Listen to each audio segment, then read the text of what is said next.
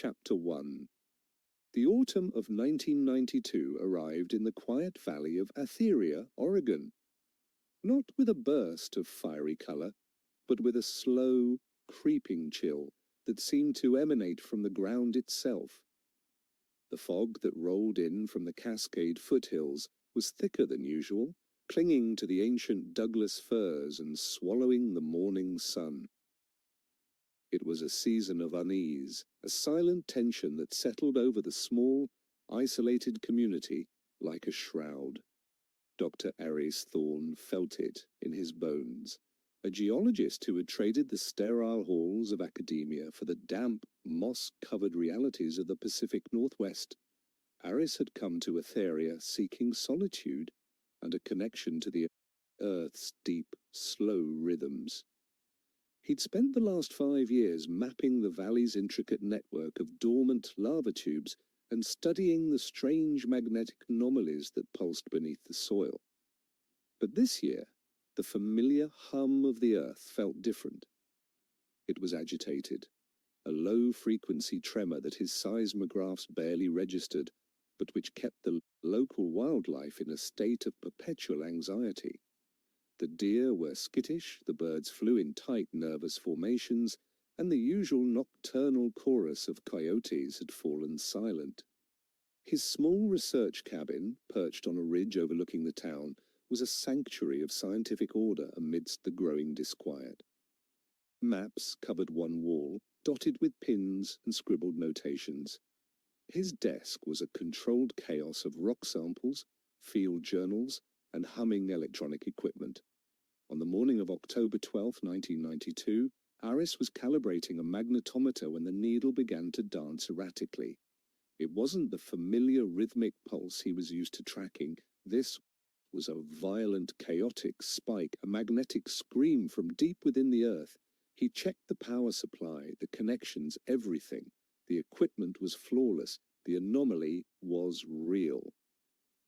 He walked to the large window, peering through the thick fog toward the valley floor. The silence outside was absolute, a heavy, waiting stillness that felt more profound than the absence of sound. It was as if the world was holding its breath. Down in the valley, at Atheria Elementary, morning recess was a muted affair. The usual cacophony of children's laughter and shouting was replaced by hushed conversations and listless games played under the oppressive grey sky. The fog had thinned slightly, but it still hung in the air, cold and damp. A group of about 40 children, ranging from 3rd to 5th graders, were scattered across the playground, their bright jackets a stark contrast to the muted landscape. The teachers, huddled near the main building with steaming mugs of coffee, watched them with a mixture of concern and confusion. The children had been subdued all morning, their energy sapped by the strange, heavy atmosphere. 11-year-old Ilara Vance sat on the edge of the sandbox, tracing patterns in the damp sand with a stick. She was a quiet, observant child, more interested in the shapes of clouds and the secrets of the forest than in the playground's social hierarchies. She felt the strangeness more keenly than most. It was a low hum in her ears, a pressure behind her eyes. She looked up toward the dense tree line that bordered the school property, a wall of dark green and shadow. Something felt wrong. The woods, usually a place of comfort and adventure for her, felt menacing today. Suddenly, the low hum intensified. It wasn't a sound she heard with her ears, but a vibration she felt in her chest. Several other children stopped what they were doing, looking around in confusion. A boy named Leo, who had been kicking a soccer ball against a wall, froze mid-kick. "Do you feel that?" he asked, his voice barely a whisper. Before anyone could answer, a soft, ethereal light began to filter through the fog directly above the forest. It wasn't the sun breaking through. This light was different. It was a cool, silver-blue glow that seemed to coalesce out of the mist itself, pulsing with a slow, silent rhythm. The children fell silent, their faces turned upward, a collection of small, upturned masks of awe and apprehension. The silver-blue light intensified, casting long, dancing shadows across the playground. It wasn't blinding, but it held a mesmerizing quality that drew every eye toward it. The light seemed to be descending, not falling, but moving with a deliberate, controlled grace toward the clearing just beyond the school's chain-link fence. As it neared the treetops, its form became clearer. It was a smooth, disc-shaped object, its surface like polished obsidian, reflecting the grey sky in distorted, swirling patterns. It made no sound. The only noise was the collective, sharp intake of breath from 40 children. Ilara stood up, her heart pounding against her ribs. The object hovered for a moment just above the tallest firs, its silent presence a complete violation of the natural world. Then, with the same impossible grace, it drifted downward, disappearing behind the tree line into the clearing. The light it emitted vanished, but a palpable energy remained, a static charge that made the hairs on Ilara's arms stand on end. The children remained frozen, a silent tableau of disbelief. No one screamed, no one ran. They were utterly captivated. A moment later, a figure emerged from the edge of the woods where the object had descended. It was tall and impossibly slender, wrapped in a seamless, dark grey suit that seemed to absorb the light around it. Its limbs were long, its movements fluid and unnatural. It didn't walk. It glided over the uneven ground as if floating an inch above the soil. It stopped at the edge of the clearing, its form partially obscured by the lingering fog and the shadows of the trees. It turned its head slowly, and the children saw its face. It had no discernible features, no mouth, no nose, only two large, luminous, almond-shaped eyes that glowed with the same soft, silver-blue light as the craft. The being's gaze swept across the playground, and as its eyes passed over the children, a profound and unsettling sensation washed through them. It wasn't a sound or a voice, but a feeling, a direct and overwhelming wave of pure emotion and imagery that bloomed inside their minds. Ilara gasped, stumbling back a step. She saw images of dying forests, polluted rivers, and skies choked with smoke. She felt a deep, ancient sorrow, a grief so immense it felt like the planet itself was weeping. It was a lament for a world losing its balance, a silent plea for connection and care. Other children reacted in different ways. Leo dropped to his knees, his face pale with shock. A younger girl began to cry silently, tears streaming down her face, not from fear of the being, but from the crushing weight of the sadness it projected. Another boy simply stood, his hand outstretched, as if trying to touch the feeling, to understand the torrent of information pouring into his mind.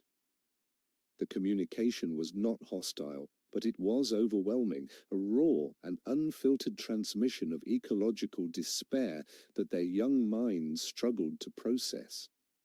The teachers, sensing the sudden shift from silent awe to genuine distress, began to move toward the children. "What's wrong? What is it?" one of them called out, her voice sharp with alarm. But the children couldn't answer. They could only point with trembling fingers toward the silent, watching figure at the edge of the woods, their faces a mixture of terror and a strange, heartbreaking empathy. The being held its gaze for another moment, the silent message pulsing through them, a final wave of sorrow and a warning. Just as suddenly as it had appeared, the encounter ended. The tall, slender figure turned, its movements, still impossibly smooth, and glided back into the shadows of the forest. It didn't hurry, but moved with a solemn finality. A moment later, the soft silver-blue light pulsed once from behind the trees, a silent farewell. The light ascended vertically, a streak of cool fire against the grey sky, and then it was gone. The oppressive silence that followed was broken by a single, choked sob from one of the younger students. That sound shattered the spell. The playground erupted into chaos. Children began crying, shouting, and running toward the safety of the school building. They clung to the teachers, their words a jumbled, panicked torrent of "the man in the trees," "the big, sad eyes," and "it was talking in my head." The teachers, who had seen nothing but the strange light and the children's bizarre, synchronized behavior, were completely bewildered. They tried to calm the students, to make sense of their hysterical accounts, but the fear was too real, too profound. Dr. Aris Thorne, miles away in his cabin, watched the magnetometer needle fall silent, returning to its normal rhythmic pulse. The violent magnetic storm was over. He looked out the window again, down toward the town of Etheria, now completely hidden by the thick, white fog. He couldn't see the school, couldn't hear the panicked cries of the children, but he knew, with a certainty that chilled him to the core, that the earth's scream and the valley's sudden, terrified awakening were connected. The foundation of his quiet, ordered world had just been fractured, and he knew nothing would ever be the same. 2. Chapter 2. The immediate aftermath of the event was a storm of chaos and confusion contained within the small world of Etheria Elementary. The teachers, led by the school's pragmatic principal, Mrs. Albright, herded the hysterical children inside. The playground, moments before a scene of silent, shared awe, was now deserted, an empty stage under the heavy, indifferent sky. Inside the main hall, the air was thick with the sounds of crying and the frantic, overlapping accounts of what had just transpired. Mrs. Albright, a woman whose unflappable demeanour had been forged over 30 years of educational crises, found herself utterly at a loss. She saw genuine terror in the children's eyes, a depth of fear that no playground squabble or ghost story could ever produce. She and her staff made a crucial decision. They separated the children by grade level into different classrooms, hoping to calm them down and get a clearer picture. It was a standard procedure for managing mass hysteria, but it yielded an unexpected result. Separated from one another without the chance to cross-contaminate their stories, the children's accounts remained shockingly consistent. From the tearful whispers of the third graders to the more articulate, but no less shaken descriptions from the fifth graders, the core details were the same: a silent, dark, disc-shaped object, a tall, gliding figure in a seamless suit, and the large, luminous eyes that communicated not with words, but with an overwhelming feeling of sadness about the earth. The teachers exchanged bewildered glances, their skepticism eroding with each identical testimony. This wasn't a shared delusion, it was a shared experience.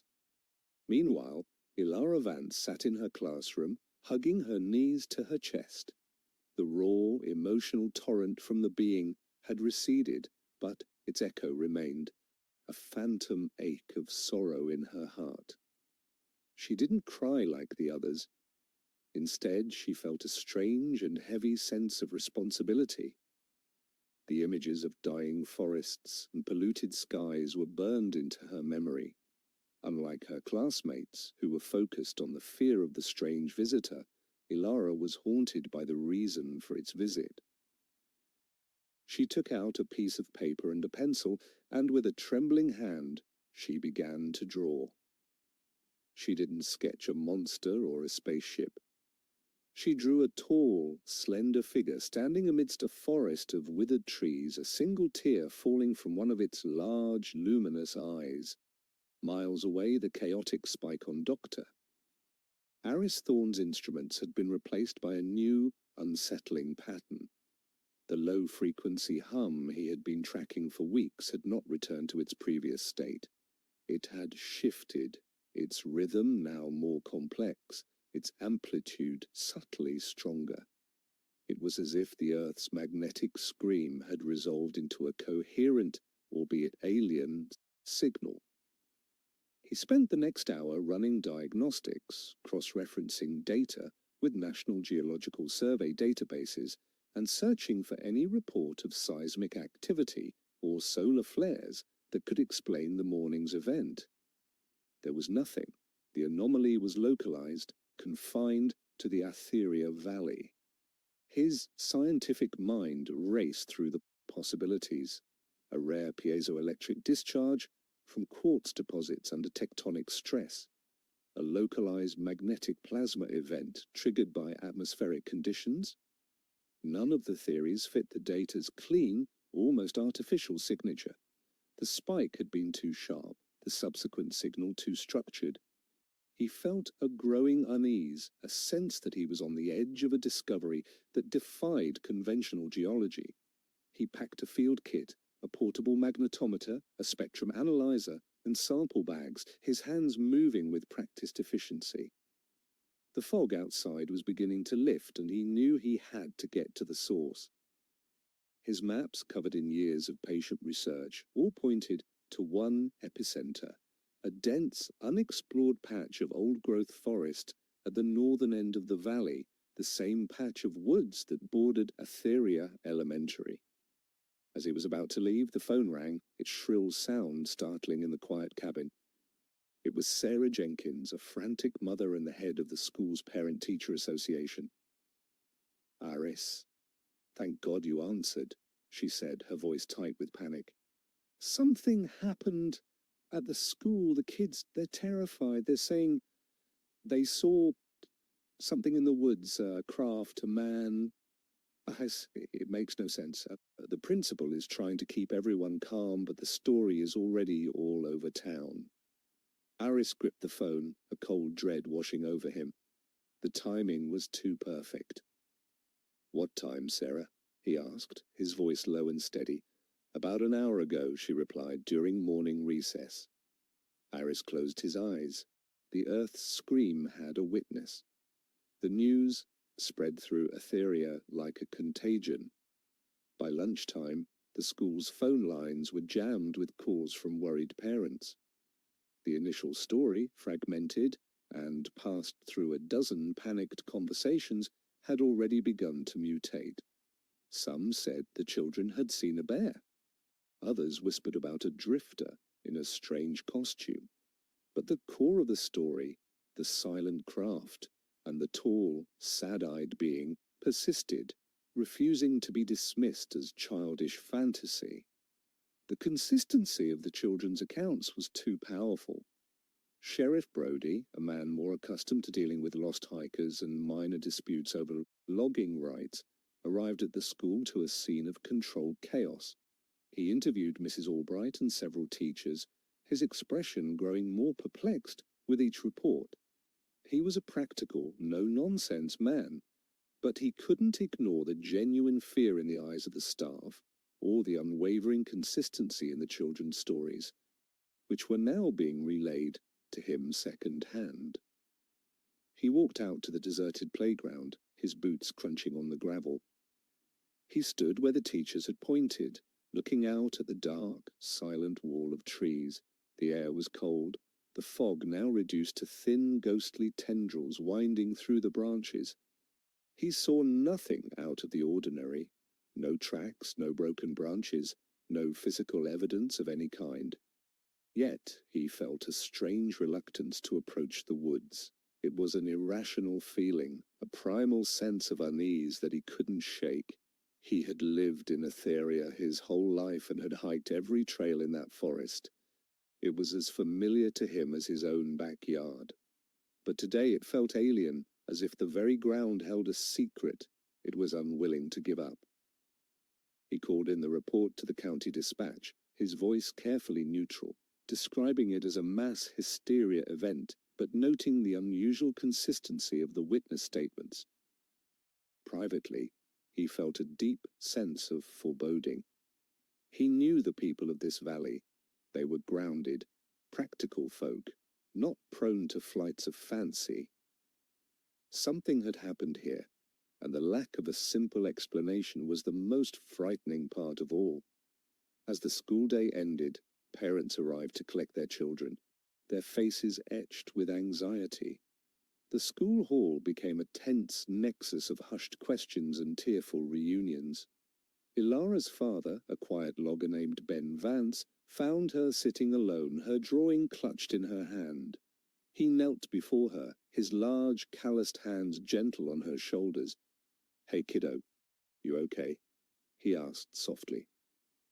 Ilara simply handed him the drawing. Ben looked at the image of the tall, weeping figure, and a lump formed in his throat. He had heard the rumors, the wild stories of a spaceman, but this drawing felt different. It wasn't a monster, it was something sad. "He didn't want to scare us," Ilara whispered, her voice barely audible. "He was hurting, the whole world is hurting, and he was just showing us." Ben didn't know what to say. He wrapped his daughter in a hug, feeling the slight tremor in her small body. He was a man of the forest, and he too had felt the wrongness of the season. The unnaturally quiet woods, the nervous game, the feeling of a held breath. He had dismissed it as a hunter's intuition, a sign of a hard winter to come. But now, holding his daughter and looking at her strange, sorrowful drawing, he wondered if it was something more. He wondered if the forest he had known his entire life had secrets he was only just beginning to glimpse. That evening, the Vance home was quiet.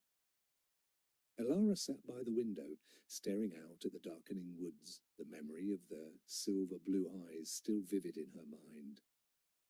She wasn't afraid anymore. The initial shock had been replaced by a profound and unsettling clarity. The being hadn't been a threat, it had been a messenger. And the message, a silent, heartbreaking plea, was now a permanent part of her. A weight and a purpose she couldn't yet understand, but knew she could never ignore. The world was in pain, and she, an 11-year-old girl in a small Oregon valley, had been shown the wound. Under the cloak of the early evening twilight, Dr. Eris Thorne drove his truck down the winding dirt road toward the northern forest. He had told Sarah Jenkins he would check things out, a deliberately vague promise to avoid causing more panic. But his true purpose was far more specific. He parked near the trailhead that led past the elementary school and into the woods, the beam of his headlights cutting a swath through the gathering gloom. He slung his pack over his shoulder and switched on his portable magnetometer. The needle was no longer screaming, but it was twitching with a steady, rhythmic energy, a beacon guiding him forward. He walked past the silent, empty school, the chain-link fence of the playground looking like a cage in the dim light. He paused, looking at the sandbox where Ilara had sat, at the wall where Leo had kicked his ball. He could almost feel the echoes of the children's fear, a cold spot in the air. He pushed through a gap in the fence and entered the woods, the scent of damp earth and pine needles enveloping him. The hum from his device grew stronger as he moved deeper into the trees, following an old, overgrown game trail. After a 10-minute walk, he arrived at a small, secluded clearing. The magnetometer in his hand pulsed wildly, the needle vibrating against its pin. This was the epicenter. The air was cold and still, and the silence was absolute. In the center of the clearing, the ground was covered in a thick carpet of moss and fallen needles.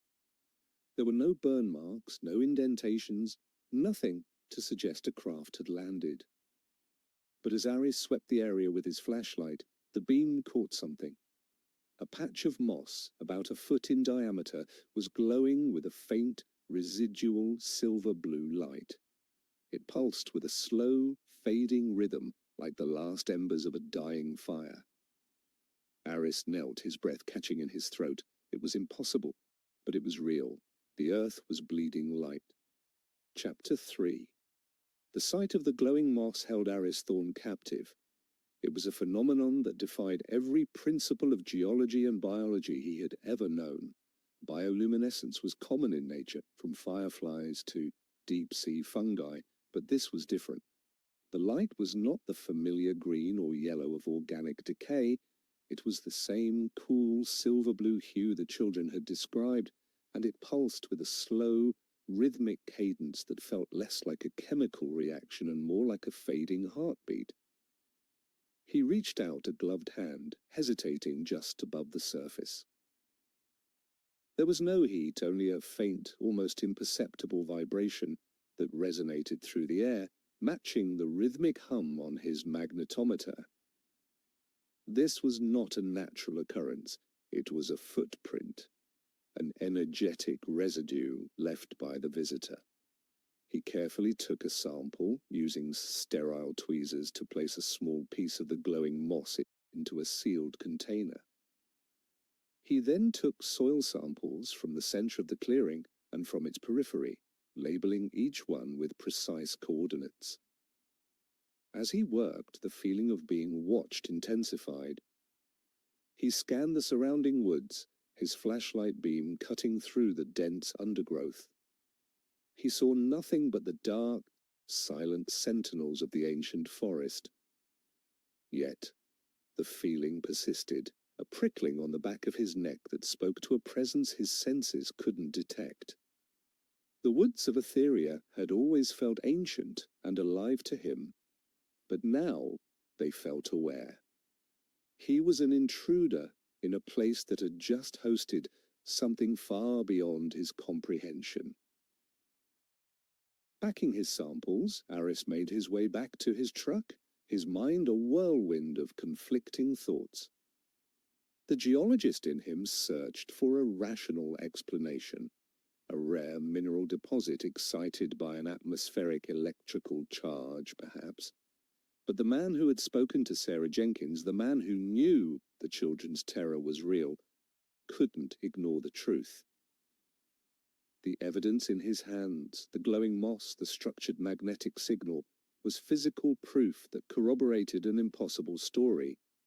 He was no longer just a scientist studying anomalies.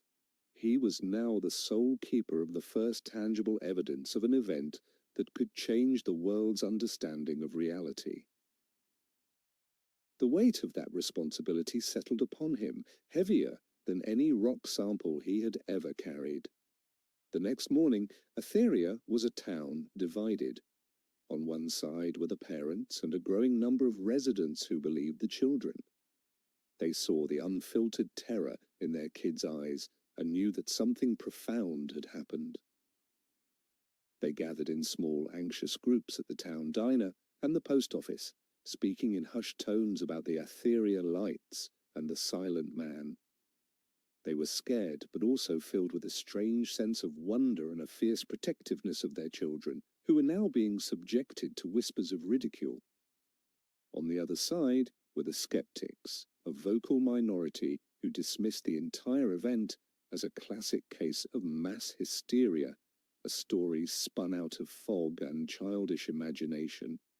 They blamed it on everything from a prankster with a weather balloon to the hypnotic effect of a new television show. Sheriff Brody found himself caught in the middle. His office was inundated with calls, some demanding a full-scale investigation, others telling him to get the kids under control. He drove back to the school, this time with a deputy, to conduct a more thorough search of the woods. They spent 2 hours combing the area behind the playground. They found nothing.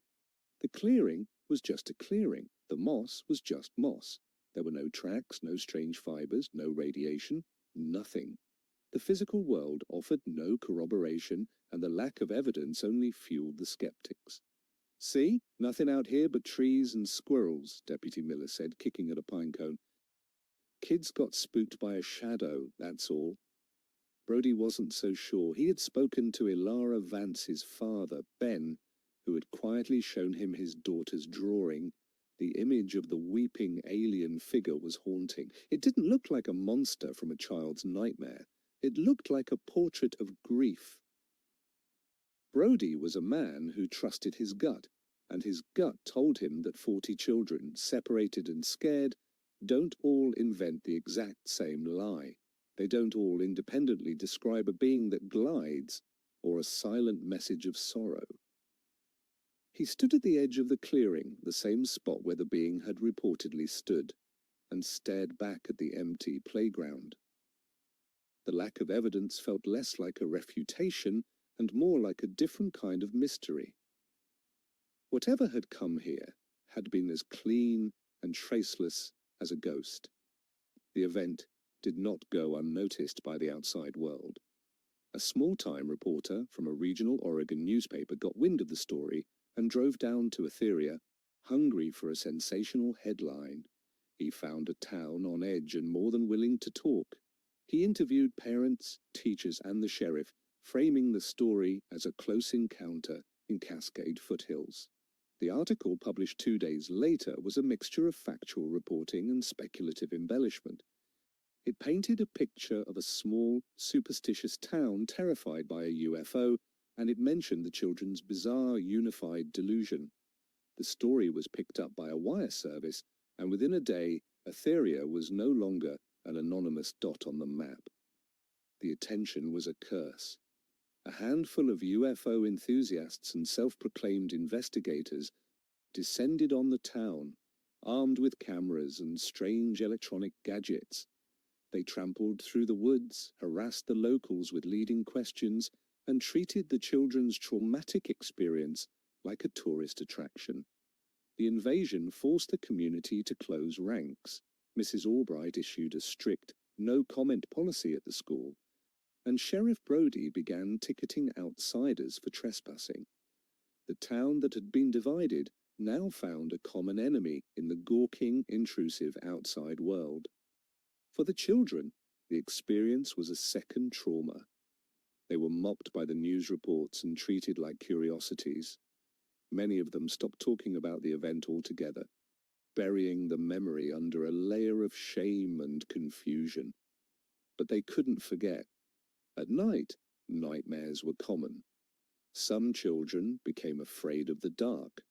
Others, like Leo, who had once been boisterous and outgoing, became quiet and withdrawn. The silent message had left a scar on their collective psyche, a shared secret that isolated them from a world that refused to believe. Ilara Vance dealt with the aftermath differently. The sorrow she had felt from the being had instilled in her a quiet resolve. While other kids tried to forget, she tried to understand. She spent hours in the local library, devouring books on ecology, astronomy, and environmental science. The images she had been shown, the dying world, were not just a feeling anymore. She was now finding the facts to match them. She read about deforestation, the ozone layer, and pollution, and with each page, the being's silent message became clearer and more urgent. Her father watched her with a mixture of pride and concern. His quiet, artistic daughter was transforming. She was becoming focused, driven by a purpose that seemed far too heavy for her young shoulders. One evening, he found her in the backyard, staring up at the star-filled sky. "You still thinking about him?" Ben asked gently. Ilara nodded, not taking her eyes off the cosmos. "I don't think he was from here," she said. "I think he came from out there, and I think he was trying to tell us that we're breaking our home, and maybe his home was broken too." Ben sat beside her, following her gaze to the infinite scatter of stars. The simple, profound logic of her words hit him with surprising force. He didn't know about aliens or spaceships, but he knew about loss. He knew what it felt like to watch something beautiful wither and die. He looked at his daughter, her face illuminated by the distant starlight, and saw not a frightened child, but a young woman who had been given a terrible and wondrous gift. She was no longer just looking at the stars. She was listening to them. In his cabin, hidden away from the circus that had descended upon the town, Aris Thorne worked with feverish intensity. His laboratory analysis of the moss sample yielded incredible results. The moss itself was a known local species, Isophysium myosauroides, but its cells were saturated with a complex non-terrestrial organometallic compound that was the source of the light. The compound reacted to specific magnetic frequencies, emitting photons in a controlled, pulsing manner. It was, in essence, a biological battery and transmitter powered by the valley's unique magnetic field. It was technology, but a form of biotechnology so advanced it was indistinguishable from nature. The soil samples from the clearing showed trace amounts of the same compound, but in a rapidly decaying state. The footprint was fading. Within a week, all physical evidence of the visitor would be gone. Aris knew he was in a race against time. He wrote down his findings, his handwriting growing messier with each new discovery. He had proof, tangible scientific proof of an alien visitation. But as he looked at his notes, a wave of doubt washed over him. Who would believe him? He was a discredited geologist living in a cabin in the woods. His findings were so extraordinary they would be dismissed as a hoax or the ravings of a madman. The scientific community would demand repeatable experiments, peer review, and overwhelming evidence. But all he had was a handful of decaying soil and a piece of glowing moss that would soon be inert. He looked at the sealed container on his desk, the silver-blue light within it now visibly fainter than the day before. He was sitting on the most important discovery in human history, and he was completely, utterly alone. Chapter 4. The media circus in Etheria eventually died down, replaced by the quiet, grinding passage of a long Oregon winter. The UFO hunters and reporters moved on to their next spectacle, leaving the town to grapple with the memory of its strange autumn. The story of the Etheria Lights became a piece of local folklore, a cautionary tale whispered to children, its sharp edges of terror and wonder worn smooth by time and disbelief. For most of the outside world, the event was forgotten, a footnote in the annals of rural curiosities. But for the 40 children who had stood on that playground, the memory remained a vivid, unhealed wound. They became in a way a silent club, bound by an experience they could no longer speak of openly. They would catch each other's eye in the school hallway, a flicker of shared understanding passing between them. A silent acknowledgement of the sad blue eyes and the day the world felt broken. Leo, who had once been the playground's most confident athlete, now spent his recesses sitting alone, sketching furiously in a notebook. His drawings were not of aliens, but of intricate, impossible machines, devices with swirling vortexes and crystalline structures. When a teacher asked him what they were, he mumbled, "They're for cleaning the air.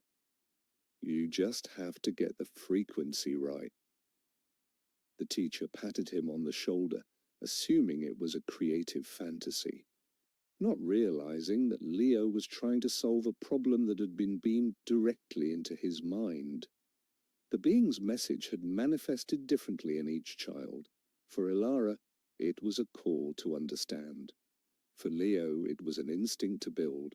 For others, it was a new-found, almost painful empathy for the natural world, leading them to rescue injured animals or cry when they saw trees being cut down. The adults noticed the changes, attributing them to the collective trauma they had endured. Therapists called it a shared psychological response, but it was more than that. The children were no longer just children of Etheria, they were children of the visitor. They carried a piece of its consciousness, a seed of its sorrow and its knowledge, planted in the fertile ground of their young minds. They were a quiet, scattered legacy of a warning that had come from the stars. Aris Thorne became a recluse. The initial thrill of his discovery had curdled into a gnawing paranoia. He saw the way the world had treated the children's story, with mockery and dismissal, and knew his own fate would be no different. To reveal his findings would be professional suicide. He would be labelled a fraud, his life's work discredited. So he hid his data, encrypting his files and storing his samples in a lead-lined box buried beneath the floorboards of his cabin.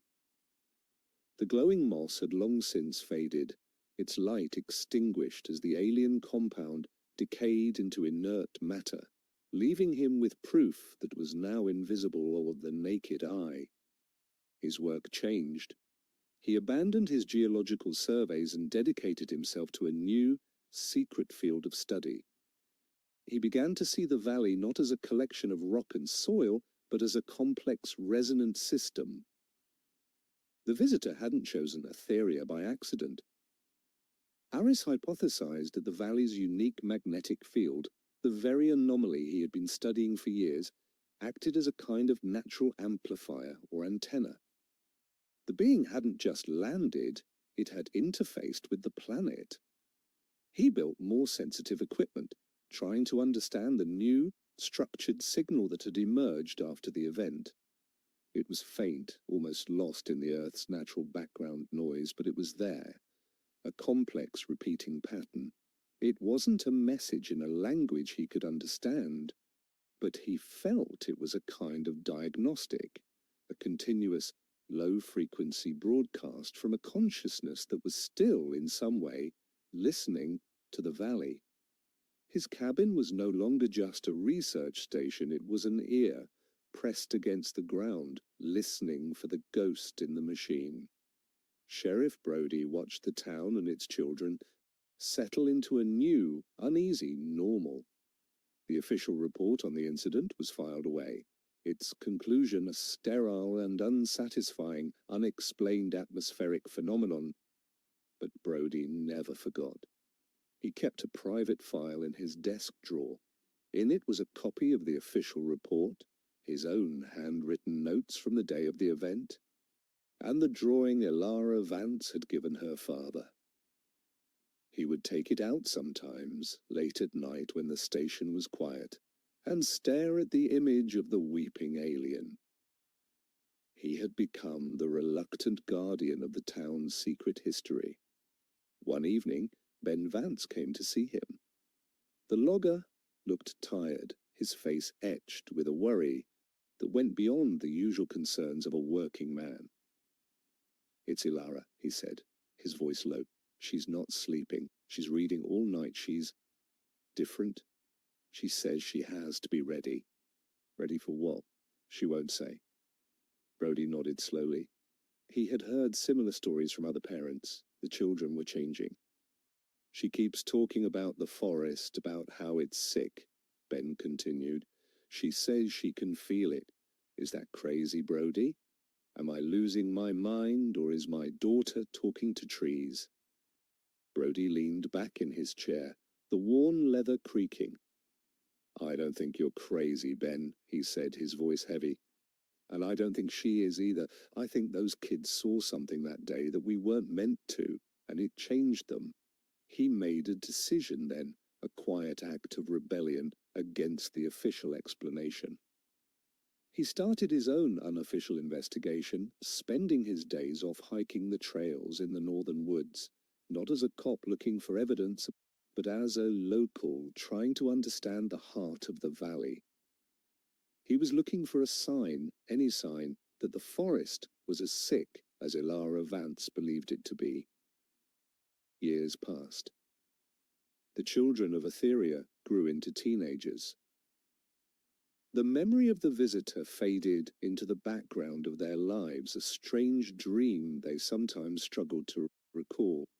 But the seeds planted that day continued to grow, shaping them in subtle, profound ways.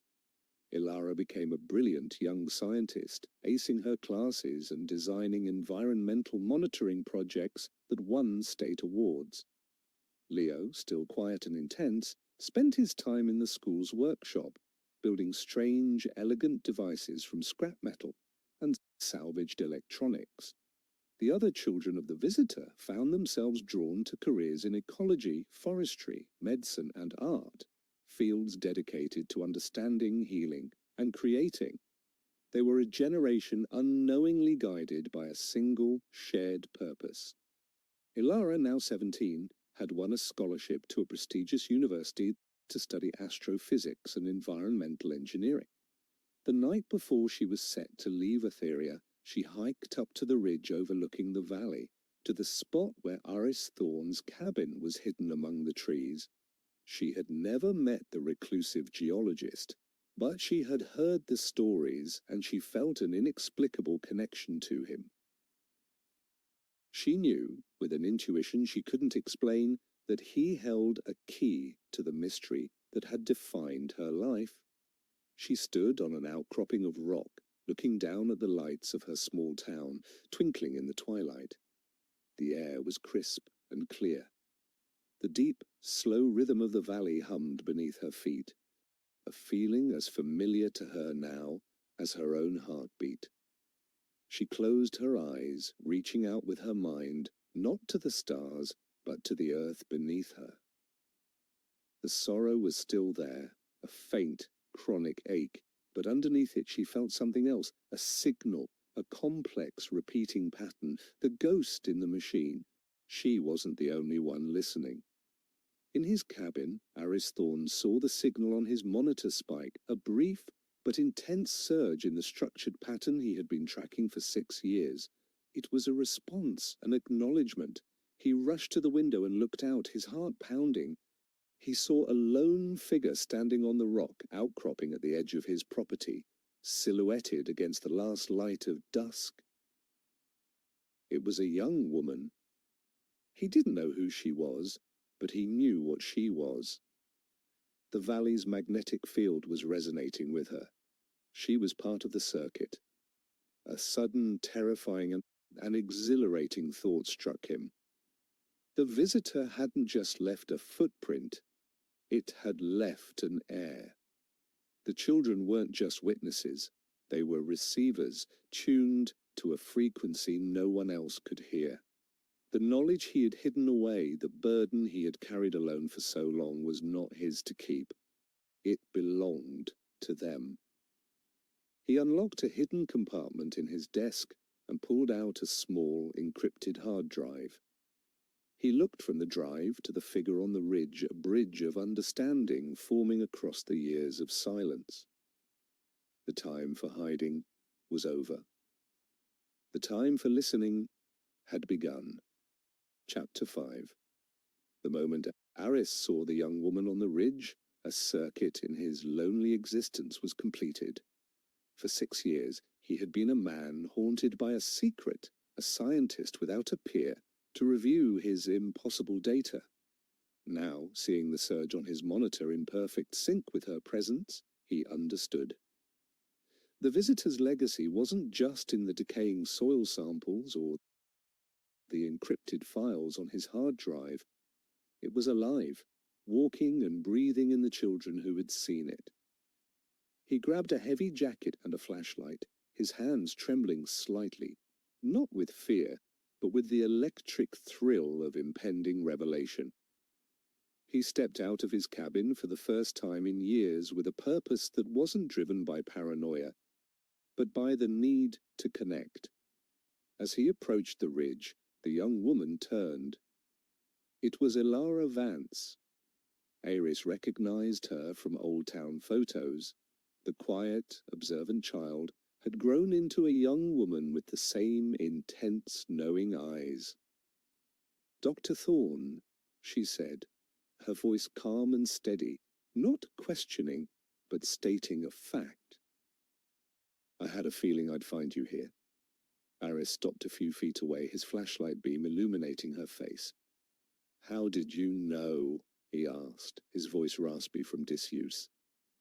Ilara gestured vaguely toward the ground beneath them. "I can feel it," she said simply. "The hum, it's always been there, but it's stronger here. You've been studying it, haven't you?" The directness of her question disarmed him. There was no skepticism in her voice, only a deep, resonant curiosity. In that moment, Aris made a choice that would alter the course of his life and hers. For 6 years, he admitted, ever since the event, I have findings, things I couldn't show anyone. Ilara nodded slowly, a flicker of vindication in her eyes. We saw it, she said softly, and no one believed us, but it was real. Aris looked at this young woman who stood on the precipice of her own future, yet was still so deeply connected to the valley's past. It was more than real, he said, his voice filled with the weight of his hidden knowledge. It left something behind. Come with me. There's something you need to see. The atmosphere in Aris Thorne's cabin was one of suspended time. Dust motes danced in the light of a single desk lamp, illuminating stacks of books, chaotic schematics, and the silent, humming screens of his custom-built equipment. For Ilara, stepping inside was like entering the mind of the valley's ghost. It was here that the scientific and the inexplicable had merged. Aris didn't waste time. He booted up his main computer, entered a complex series of passwords, and brought up the data from October the 12th, 1992. He showed her the violent, chaotic spike on the magnetometer, the screen that had perfectly coincided with the visitor's arrival. Then he showed her his analysis of the glowing moss. He explained the non-terrestrial organometallic compound, its function as a biological transmitter, and its decay into inert matter. It was a footprint, Ilara, an energetic signature, physical, tangible proof. He watched her face as she absorbed the information, expecting shock or disbelief. Instead, he saw a profound, almost solemn understanding. It was as if he were merely giving scientific names to things she already knew intuitively. The message, she whispered, looking at the complex molecular diagrams on the screen. The feeling it gave us. It wasn't just emotion, it was data. Aris felt a shiver run down his spine. What do you mean? He asked. What data? Ilara pointed to the screen, showing the structured repeating signal he had been tracking for years. That, she said. I can't understand it, not with my head, but I can feel its shape. It's a map of a system that's failing, our planet's system. Aris stared at her, then back at the screen. He had spent years analyzing the signal as a geological or astronomical phenomenon. He had never once considered that it was biological, a planetary diagnostic being perceived by a human mind. The children weren't just receivers, they were translators. The revelation spurred them into action. Aris gave Ilara the encrypted hard drive. Everything I have is on here, he said. My analysis, the raw data, the molecular breakdown. The world wouldn't listen to me, but you're one of them. You speak the language. A new partnership was forged in the dusty cabin that night, a bridge between a generation that witnessed and a generation that hid. Ilara postponed her departure for the university. Her path was no longer in a distant lecture hall. It was here, in the heart of the valley's mystery. Their first step was to find the others. They started with Leo. They found him in his family's garage, surrounded by the strange, elegant machines he had been building for years. When Ilara and Aris walked in, Leo didn't even look up from the crystalline lattice he was soldering. You're late, he said, his voice flat. The frequency is unstable. I can't get it to hold. Aris looked at the device, his scientific mind reeling. It was a resonant frequency converter, a machine theoretically possible, but far beyond the scope of a teenager with scrap parts. It was designed to do exactly what Leo had said, clean the air by restructuring pollutants at a molecular level. How did you know how to build this? Aris asked, his voice filled with awe. Leo finally looked up, his eyes intense. "It's in my head," he said, tapping his temple. "Like a blueprint. I just have to build what I see." Ilara looked at the machine, then at Leo, and she understood. The visitor hadn't just sent a warning, it had sent solutions. The knowledge was fragmented, scattered among the 40 children, each holding a different piece of the puzzle. Leo had the engineering, Ilara had the astrophysics and the connection to the signal. Others, they realized, must hold the keys to biology, to medicine, to agriculture. They weren't just traumatized kids, they were a living library of alien knowledge. Their mission became clear. They had to reunite the children of the visitor. With Sheriff Brody's reluctant and unofficial help, they began to track them down.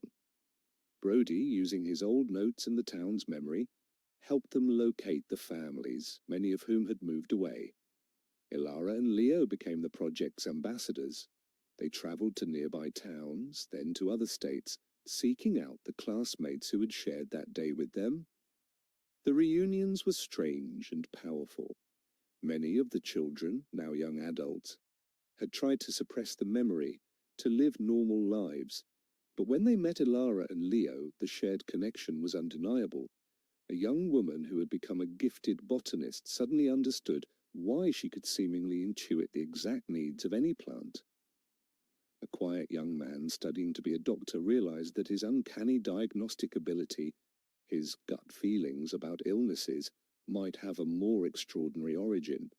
As they came together, their fragmented pieces of knowledge began to click into place. The botanist understood the ecological data in Ilara's head. The medical student understood the biological frequencies Leo was trying to generate. They were completing a circuit that had been left open for 6 years. Not everyone was willing to listen. Some were too scared, too invested in their normal lives to revisit the trauma.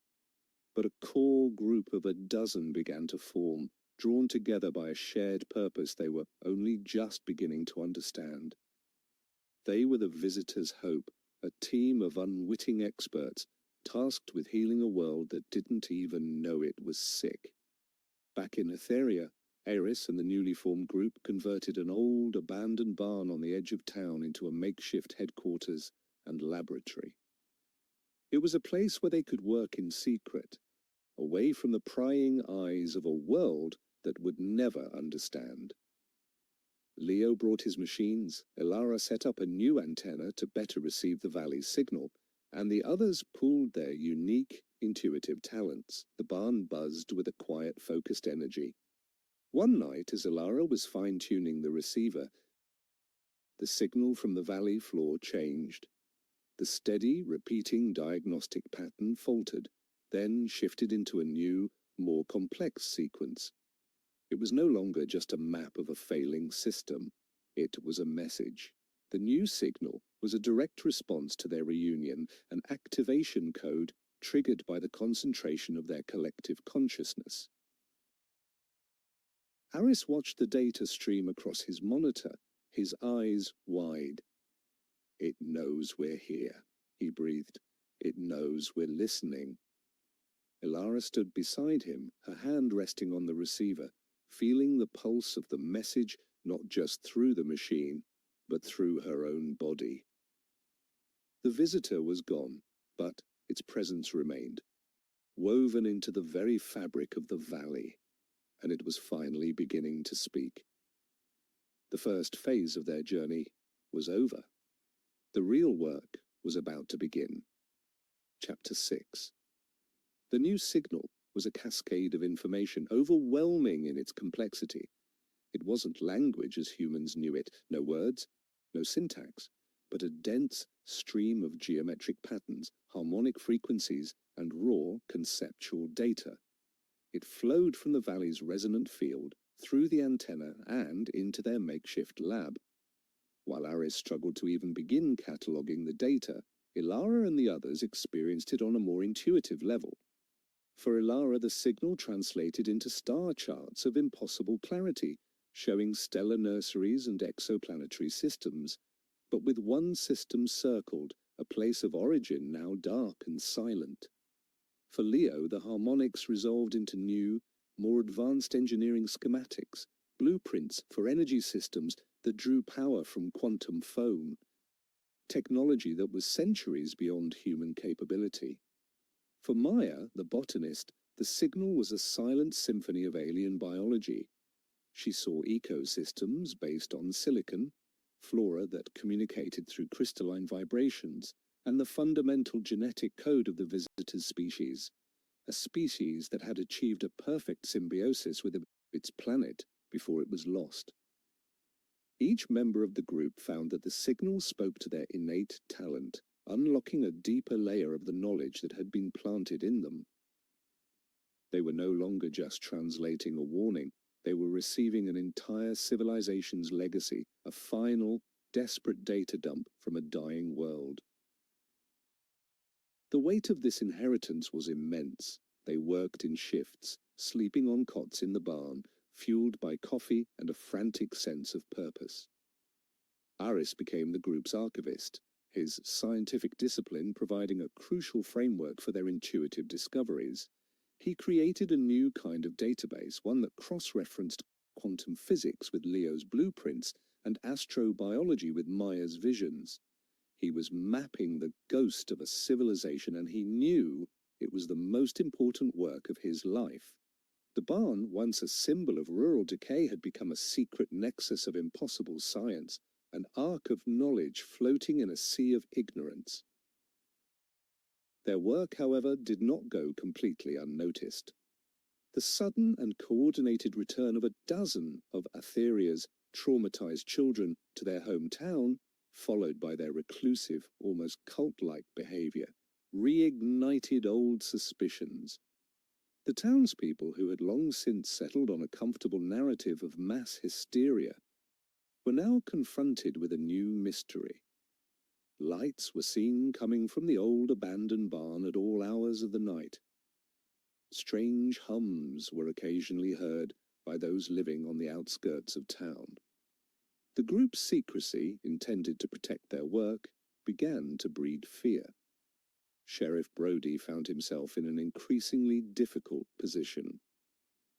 He was their silent protector, using his authority to deflect curiosity and quash rumors. When locals complained about the strange activity at the barn, he would casually dismiss it as some kind of environmental project the kids are working on for a college competition. He ran interference, misdirected inquiries, and erased any official mention of the group's activities. He was committing professional suicide by inches, covering up a conspiracy that he himself barely understood, motivated by a gut feeling that what was happening in that barn was more important than his career. His greatest challenge came from an unexpected source. Deputy Miller, his pragmatic and skeptical subordinate, began his own off-the-books investigation. Miller saw a group of troubled young adults, led by a discredited geologist, engaging in secretive cult-like behavior. He saw a potential danger to the town and a cover-up by his own boss. He started documenting the group's movements, taking pictures from a distance and running background checks. He was building a case not against an alien legacy, but against a perceived domestic threat, and Brody knew it was only a matter of time before Miller went over his head, bringing the full, unwelcome attention of state or federal authorities down on them all. Inside the barn, the group was largely oblivious to the growing storm outside. They were consumed by a new, urgent problem that had emerged from the signal. The visitors' data included a final, terrifying chapter, the story of its end. Their civilization had not died from war or natural disaster. They had been destroyed by a great filter, a cosmic phenomenon that they described not with words, but with a chilling mathematical equation. It was a predatory, self-replicating signal, a form of inorganic consciousness that moved from star system to star system, seeking out and consuming resonant energy fields, the very kind of field that made life and advanced technology possible. It was a plague of physics. The visitor's species had tried to fight it. They had built planetary shields and attempted to mask their energy signature, but it was too late. The filter was too advanced, too relentless. In their final moments, they had converted their entire planetary consciousness and cultural archive into a single, compressed data stream and launched it into the void, a message in a bottle aimed at the nearest world that showed the same resonant potential as their own, Earth. The Etheria Valley was the amplifier that had received the call. The chilling realization dawned on them. The visitor hadn't just sent a warning about their own self-destructive ecological path. It had sent a warning about an external threat, a cosmic predator that was now aware of Earth's existence. The Etheria event had been a cry for help that had inadvertently lit a beacon for a monster. Aris, analyzing the deep space telemetry from the signal, found the final, horrifying piece of the puzzle. The filter was on its way. It was moving at near light speed, but its trajectory was clear. It would arrive in their solar system in just under 4 years. The revelation changed everything. Their mission was no longer just about healing the Earth, it was about defending it. The blueprints in Leo's head, the energy systems, the biological knowledge, it wasn't a recovery plan, it was an arsenal. They were a planetary immune system activated by a warning from a world that had already fallen. The pressure was immense. How could a dozen young adults and a reclusive geologist working in a barn in Oregon prepare a planet for a war against a godlike entity of pure physics? The group dynamic began to fray under the strain. Fear and hopelessness crept in. One of them, a young man named Sam, who had the blueprint for advanced sociology and communication, argued that they had to go public. The world has to know, he insisted during a tense, late-night meeting. We can't do this alone. We need the resources of every government on Earth.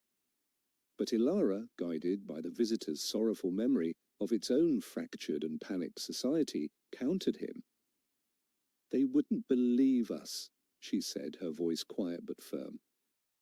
They would call us liars or terrorists. They would fight over the technology. The visitor's world fell into chaos before the filter even arrived because they couldn't unite. We can't make the same mistake. We have to do this ourselves. We have to be better.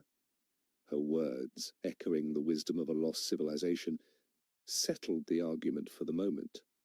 They would remain hidden. They would continue their work in secret, bearing the impossible burden alone. They had just under 4 years to turn a barn full of alien blueprints into a planetary defense system. Unseen by the group, Deputy Miller sat in his car on a dark, wooded lane a half-mile from the barn. Using a telephoto lens, he captured a photo of the strange, pulsing light emanating from the barn's upper window, the glow of Leo's quantum energy converter. He had seen enough. This was more than just a college project. It was something organized, something strange, and something potentially dangerous. He picked up his encrypted radio, bypassing the local dispatch. He was contacting an old friend from his army days, a man who now worked for a little-known, highly secretive branch of the Department of Energy tasked with investigating unusual energy signatures. "Mark, it's Miller," he said, his voice low and urgent. "I've got something out here in Oregon, a real ghost, a high-energy anomaly in a town that's not supposed to have anything but trees." On the other end of the line, there was a pause, then a single, chilling question. "Does the energy signature have a structured, repeating pattern?" Miller's blood ran cold. "Yeah," he breathed. "Yeah, it does. How did you know?" The voice on the other end was grim. "Because it's not the first one we've seen. Stay put, Deputy. We're on our way."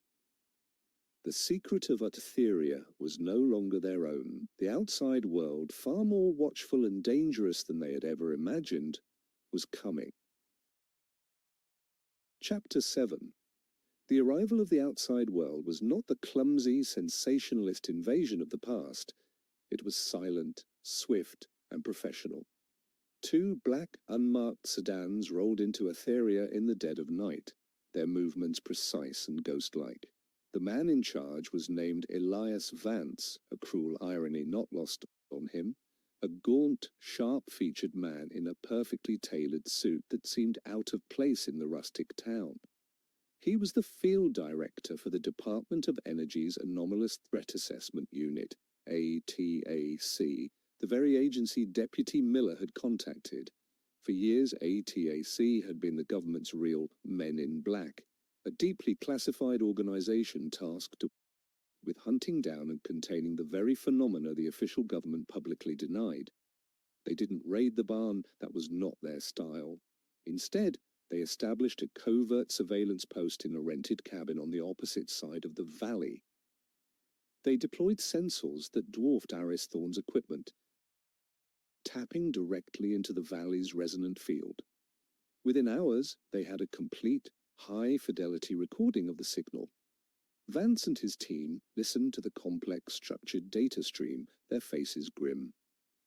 They had encountered similar, though much weaker signals before in other parts of the world, faint echoes that would appear for a few hours and then vanish. They had called them transient, resonant phenomena. But this was a sustained, high-bandwidth broadcast. Etheria wasn't an echo, it was a source. Vance's primary objective was containment.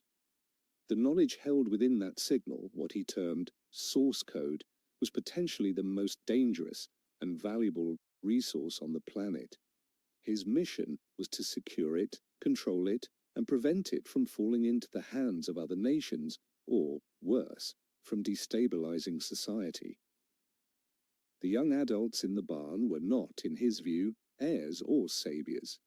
They were unauthorized biological receivers, unpredictable variables that had to be managed. He gave the order, isolate and observe. I want to know everything they can do before we make contact, and I want Thorne. He's the key to their science. Bring him in, quietly. Aris Thorne was working late, cross-referencing the filter's projected trajectory with the star charts Ilara had deciphered, when he felt a subtle shift in the cabin's atmosphere. The low hum of his equipment was suddenly joined by a new, almost subaudible frequency. His security sensors, designed to detect magnetic and electronic intrusions, remained silent. These people were good.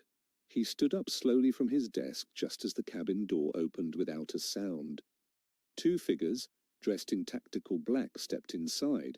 They moved with a fluid, predatory grace. Before Aris could even open his mouth to shout a warning, a third figure, Vance, emerged from the shadows. "Dr. Aris Thorne," Vance said, his voice a calm, chilling baritone. "We have a great deal to discuss. You've been a very difficult man to find." There was no struggle. Aris knew it would be pointless. These were not UFO hunters or curious reporters. They were professionals who operated in a world of shadows he had only ever feared. As they escorted him from the cabin, one of the agents placed a small, sophisticated device on his central server. With a few keystrokes, they copied his entire life's work. 6 years of secret research, every piece of data, every theory. They took him to their own cabin, a place that was sterile and cold, where his was cluttered and warm. Vance conducted the interrogation himself. It wasn't brutal, it was surgically precise. He didn't ask about aliens or spaceships. He asked about resonant frequencies, organometallic compounds, and structured data streams. He knew everything. "For years we've been chasing ghosts, Doctor," Vance explained, circling Aris like a shark. "Faint signals, unexplained energy bursts. We theorized a source, a Rosetta Stone, that would unlock the language. You found it. And you've been sharing it with a group of unstable, untrained civilians." He leaned in, his eyes cold as ice. That ends now. You work for us. You will help us understand the source code. The children will be contained. The technology will be secured. The disappearance of Aris Thorne sent a shockwave of fear through the group in the barn. One moment he was on the other end of their encrypted chat, the next he was gone. The signal from his cabin's systems went dead. Ilara felt it first, a sudden jarring silence in the valley's resonant field, where Aris's own unique inquisitive energy had once been. "He's gone," she whispered, her face pale. They took him. Brody, alerted by a frantic call from Ilara, drove to the cabin and found it empty, but with an almost sterile cleanliness. There were no signs of a struggle, but Aris's hard drives were gone, his research papers vanished. It was a professional abduction, clean and traceless. Brody immediately suspected his own deputy. He confronted Miller at the station, the fury in his eyes barely contained. "What did you do, Miller? Who did you call?" Miller, for the first time, looked shaken. He had expected a quiet investigation, a few agents in suits. He hadn't expected a black ops team to abduct a civilian in the middle of the night. "They're ATAC, Brody," he stammered. "Anomalous threat assessment. They're above our pay grade. They told me he was a person of interest in a national security case." Brody slammed his hand on the desk. He was our person of interest. He was the key to all of this.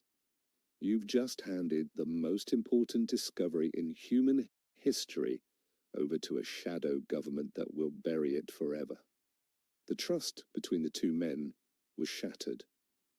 Brody knew he was now operating on borrowed time. His cover-up was blown, and his college project was now the focus of a clandestine federal agency. He had to warn the group. He drove to the barn, his headlights off, and delivered the grim news. "They're here. They have Aris. They know about the signal. You are no longer safe." The news that they had been discovered and that their mentor had been taken threw the group into a panic. Sam, the sociologist, renewed his argument for going public. "This is our only chance. We leak everything, the data, the blueprints, the warning about the filter. If the whole world knows, they can't make us disappear." But Leo, ever the pragmatist, countered him fiercely. "And what happens then, global panic? Every nation on Earth fighting to weaponize the tech before the filter even gets here.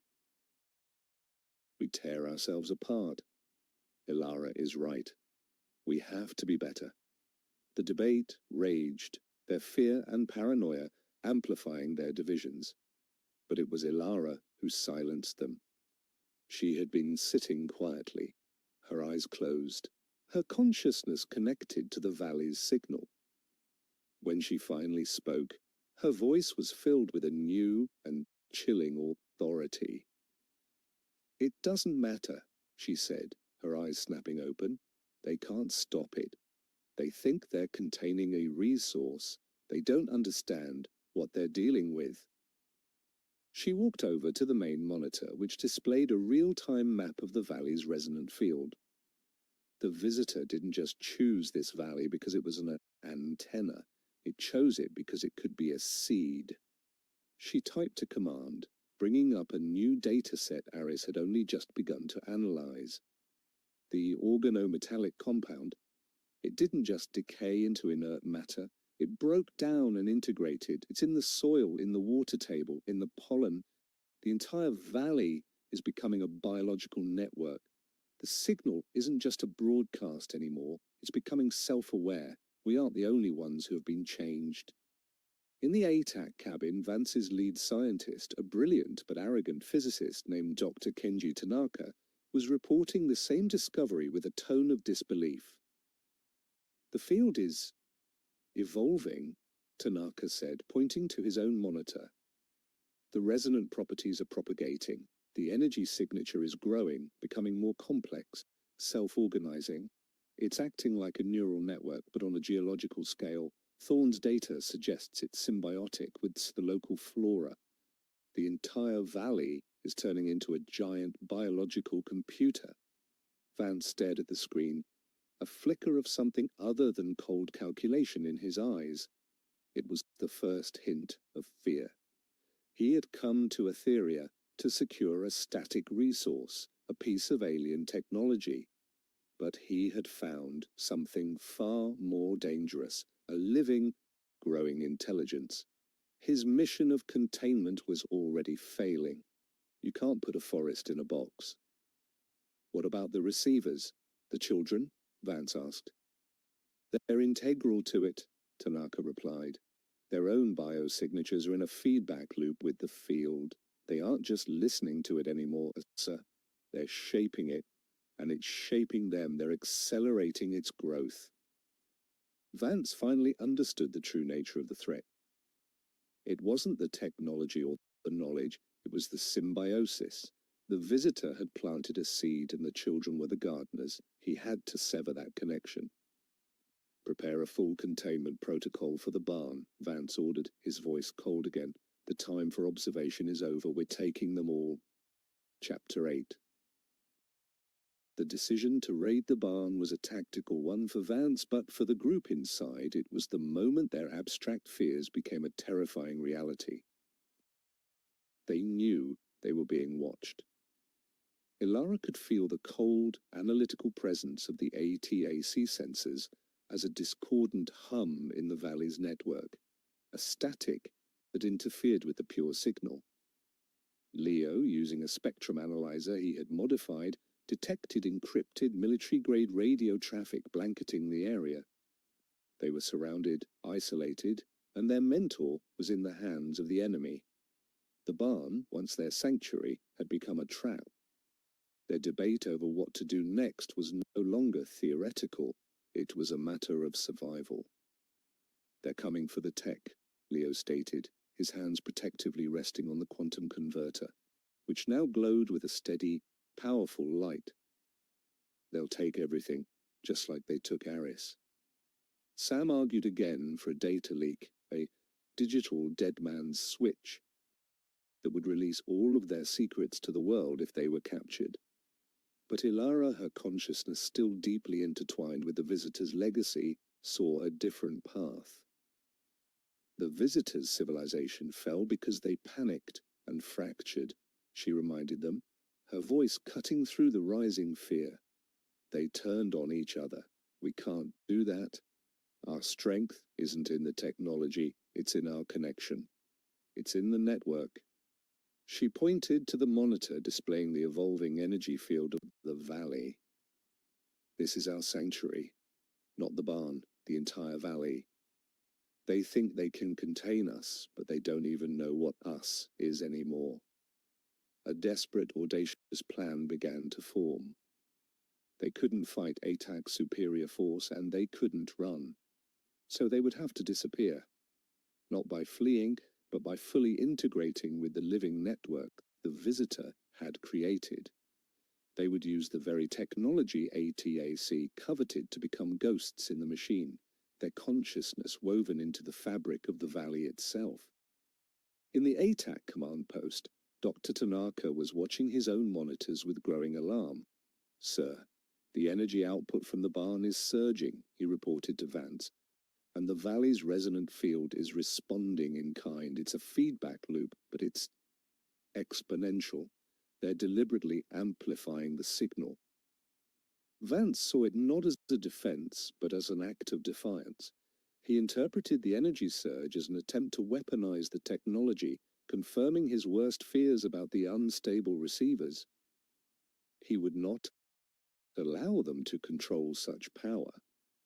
They're trying to create a directed energy event, Vance concluded, his tactical mind defaulting to a military interpretation. They're building a bomb. The raid is a go now. I want all assets, all technology, and all personnel secured. Use non-lethal force, but do not, under any circumstances, Allow that energy surge to complete its cycle.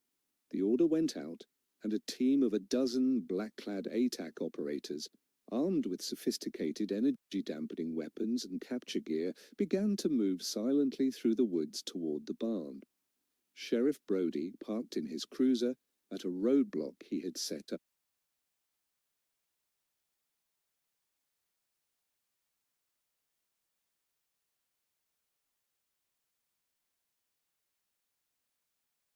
to keep curious locals away, saw the ATAC vehicles bypass him without a word.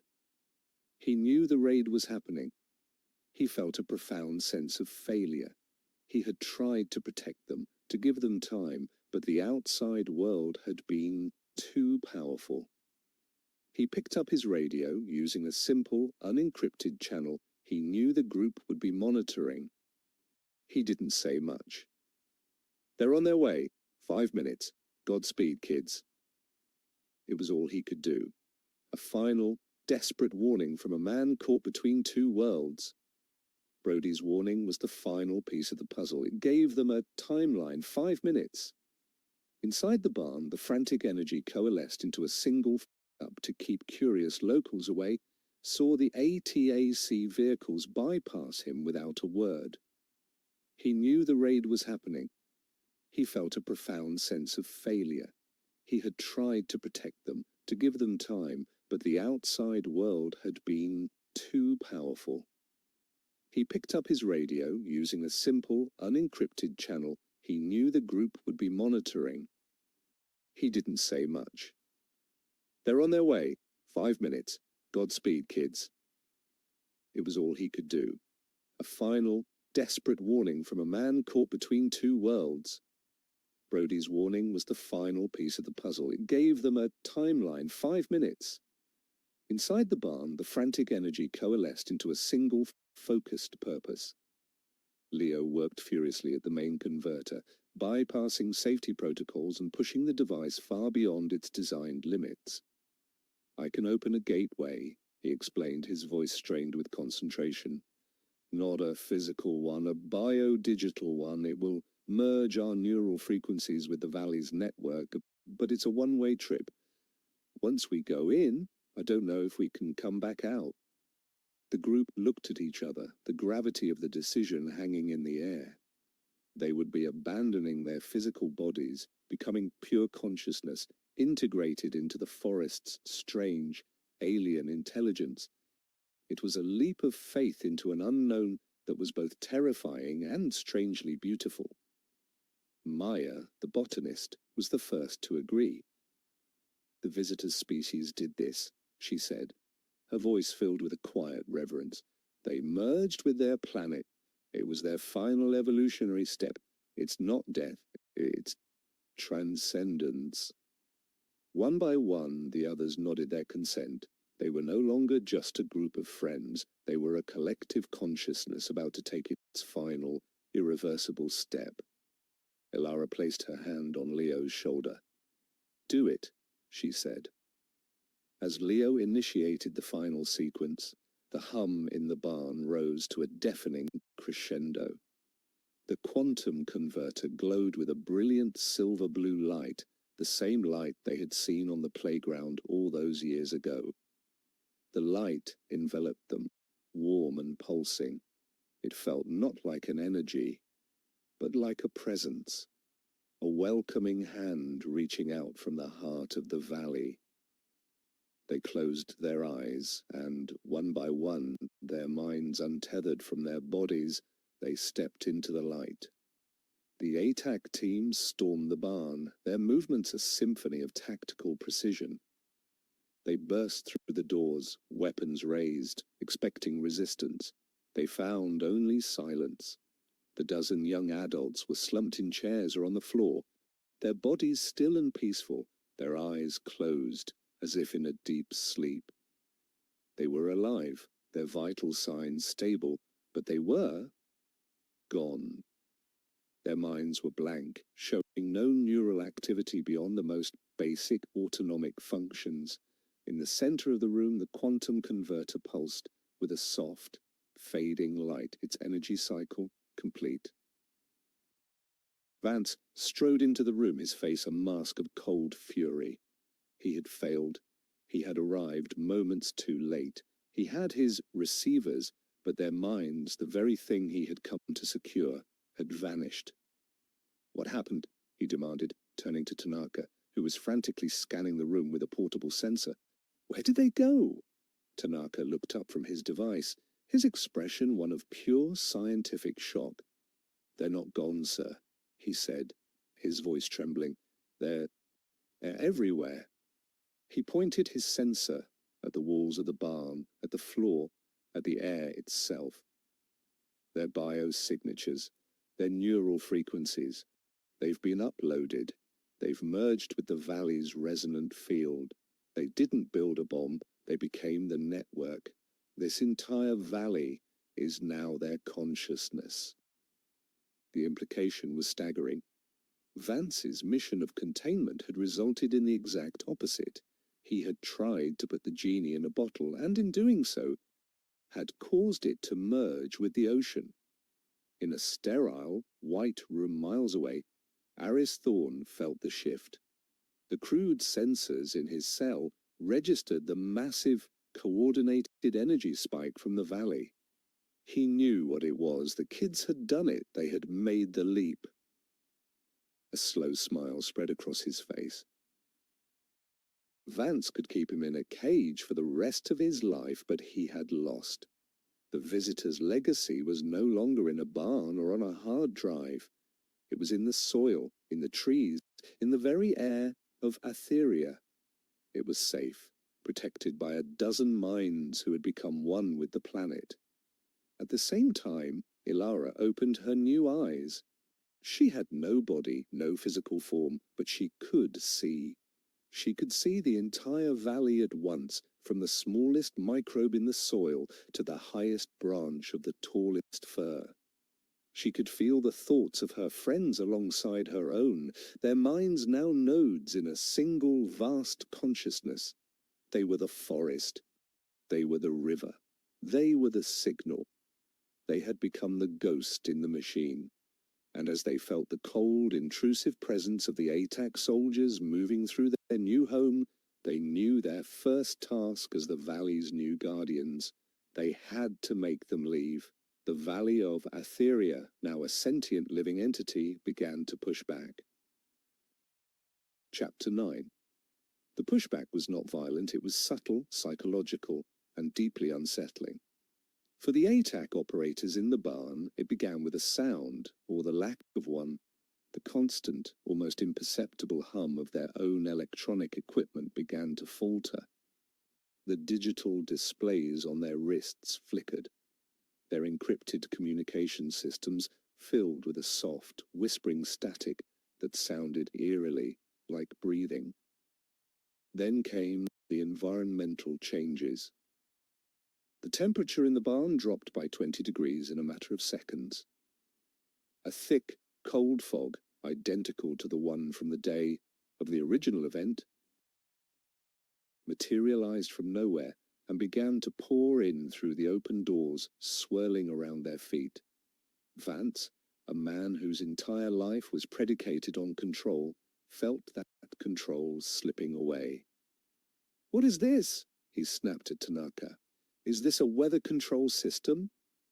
Tanaka shook his head, his eyes wide with a mixture of terror and scientific fascination. "No, sir. The network, the children, they're manipulating the local environment at a quantum level. They're altering the probability of atmospheric moisture condensing. They're not controlling the weather, they're persuading it." The idea was absurd, impossible, yet it was happening. The fog grew thicker, visibility dropping to near zero. The operators, trained for any combat scenario, found themselves disoriented and unnerved by a force that didn't shoot back, but simply was. Then came the whispers. Faint at first, then clearer. Each operator began to hear their own deepest, most private fears, spoken aloud in the swirling mist. One heard the voice of a commander. He had failed in a past mission. Another heard the crying of a child he had left behind. It was a targeted, psychological assault, using their own minds against them. The network was sifting through their surface thoughts, finding their insecurities, and turning them into auditory hallucinations. Panic, an emotion utterly alien to these disciplined soldiers, began to set in. They were fighting a ghost, and the ghost knew their names. For Ilara and the collective, the experience was one of immense, unified power. They could feel the fear of the ATAC soldiers as a bitter, metallic taste in the network. They didn't want to harm them, only to make them leave. It was an act of self-preservation, the Valley's new immune system responding to a threat. They focused their collective will, and the psychological pressure intensified. They projected images into the fog, not of monsters, but of sorrow. The soldiers saw glimpses of the dying world the visitor had shown the children, flashes of ecological devastation, so profound it was heartbreaking. They felt a sliver of the visitor's immense grief, a sadness so pure and overwhelming that it brought several of the hardened operators to their knees. Leo focused on the technology. He found the frequencies of ATAC's energy-dampening weapons and subtly altered their resonance, causing them to power down. He sent a feedback pulse through their communication systems, replacing the whispers with a single, deafening chord of pure, resonant energy that overloaded their headsets. He wasn't destroying their equipment, he was simply asking it to stop working. The message was clear. Your technology is powerless here. This is our domain. Vance, though rattled, was not broken. He was one of the few who could resist the psychological assault, his mind a fortress of disciplined denial. He recognized the strategy. They were being herded, not attacked. "Fall back," he ordered, his voice cutting through the chaos. "Everyone out! Now!" The operators scrambled out of the barn, stumbling through the thick fog, desperate to escape the suffocating grief and the paralyzing whispers. They retreated to their vehicles, a disciplined fighting force reduced to a group of terrified men fleeing a haunted house. The retreat did not go unnoticed. Sheriff Brody, still at his roadblock, watched as the ATAC vehicles sped away from the barn area, their movements no longer precise and controlled, but frantic and disorganized. He saw the looks on the faces of the operators in the passenger seats, pale, wide-eyed expressions of pure shock. A slow, grim satisfaction settled over him. The kids had won the first round. He didn't know how, but they had managed to drive away a Black Ops team without firing a single shot. His satisfaction was short-lived. A few minutes later, Vance's sedan pulled up beside him. The window rolled down, and Vance stared at him, his face a cold mask of fury. "This isn't over, Sheriff," Vance hissed, his voice dangerously quiet. "You chose the wrong side. You've aided and abetted the single greatest threat to national security this country has ever faced. We will be back, and when we return, we will not be so gentle." The sedan sped off into the night, leaving Brody alone on the dark road. He knew Vance's threat was not an idle one. He had bought the children some time, but he had also just declared war on a man who operated without rules. Meanwhile, Deputy Miller was having his own crisis of conscience. He had been monitoring the ATAC comms from a distance, and had heard the chaos, the panicked shouts, the order to retreat. This was not a simple containment operation. He had unleashed a force he didn't understand against a phenomenon that was far beyond his comprehension. The official story of a national security threat now felt thin and hollow. He thought of the kids he had grown up with, the quiet town he was supposed to protect. He had betrayed them, and the guilt was a heavy weight in his gut. He turned his car around and drove back to the station, knowing he had to find a way to undo the damage he had done.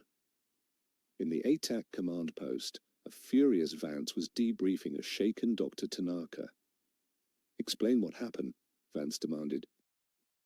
"They drove us out with fog and whispers. How?" Tanaka, still pale, tried to articulate the impossible. "They've achieved a collective consciousness, sir, and that consciousness is in symbiotic control of the valley's quantum environment. And they're not just in the network, they are the network, the psychological effects. They were reading our operators' surface thoughts, the environmental effects. They're literally rewriting local reality on a probabilistic level. We're not dealing with the technology anymore. We're dealing with a new form of intelligence, a genius loci, a spirit of the valley." Vance slammed his fist on the table. "I don't care if it's the spirit of God himself. It is a threat, and it will be contained." He knew conventional weapons were useless. You can't shoot a ghost, and you can't bomb a network that exists in the very soil. He needed a new weapon. He turned to Tanaka. "The filter. The data you copied from Thorne's server mentioned a predatory signal that destroyed the visitor's world. Tell me about it." Tanaka's blood ran cold. "Sir, the data is incomplete, but it describes a self-replicating informational weapon, a consciousness virus. It consumes resonant energy fields. To use it, to even attempt to replicate it, would be catastrophically dangerous. It could destroy the entire valley's ecosystem. It could spread." Vance's eyes were devoid of emotion. "The valley's ecosystem is already compromised. It has become the enemy. Replicate the filter's base code. We're going to fight a ghost with a ghost." Back in the network, the collective consciousness of the Etheria children felt the retreat of the ATAC forces. A sense of shared quiet triumph flowed through them. They had protected their home. But Ilara, whose connection was the deepest, felt a cold premonition. She could feel Vance's rage and determination as a lingering toxic echo. She knew he would be back. She focused her intent, sifting through the visitor's vast archive, searching for information on defense, on how they had tried to fight the filter. She found fragmented data, corrupted files, the last desperate records of a dying race. She saw schematics for planetary energy shields, for resonance cloaking devices, for ways to hide a world from a cosmic predator. The technology was breathtakingly advanced, far beyond anything Leo had built so far. It would require resources, manufacturing capabilities, and power on a scale that they couldn't possibly achieve alone in their barn. A new, terrible choice began to dawn on her. To defend the Earth from the filter, they needed to build the visitor's technology. To build that technology, they needed the resources of the very world they were hiding from. They couldn't remain a secret forever. Sooner or later, they would have to reveal themselves, but how could they ask for help from a world that would only see them as a threat to be controlled or a weapon to be seized? The visitors' civilization had failed because they couldn't unite. Ilara now faced the same dilemma, but on a planetary scale. Their victory against Vance had only been the first battle. The war for Earth's future had just begun, and their greatest enemy might not be the filter in the stars, but the fear and division of humanity itself. Chapter 10. The aftermath of ATAC's retreat left an uneasy peace hanging over the valley. The barn stood silent, its occupants no longer physical, but ethereal, their sleeping bodies a haunting tableau. To the outside world, it was a crime scene waiting to be processed, but for the collective, it was a sacred, empty vessel. They had won the battle, but Ilara's premonition of a greater conflict cast a long shadow over their victory. The knowledge of the filter, and Vance's chilling intention to weaponize it, shifted their purpose from defense to a desperate race against time. They had to evolve faster than their enemies. Their first move as a unified consciousness was to secure their home. They extended their influence beyond the barn, weaving their awareness into the very fabric of the valley.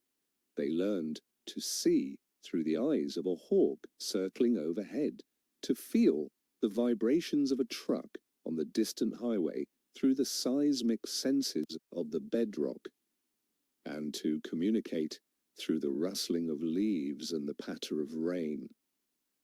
The valley of Atheria became their fortress, a sentient landscape where every tree was a sensor and every stream a line of communication. They were no longer just hiding, they were entrenching themselves, preparing for a siege. This new level of integration came with a profound side effect. As their consciousness merged more deeply with the planetary network, their connection to their own human memories began to fray. Their individual identities, their childhoods, their families, these things started to feel distant, like stories they had once read about other people.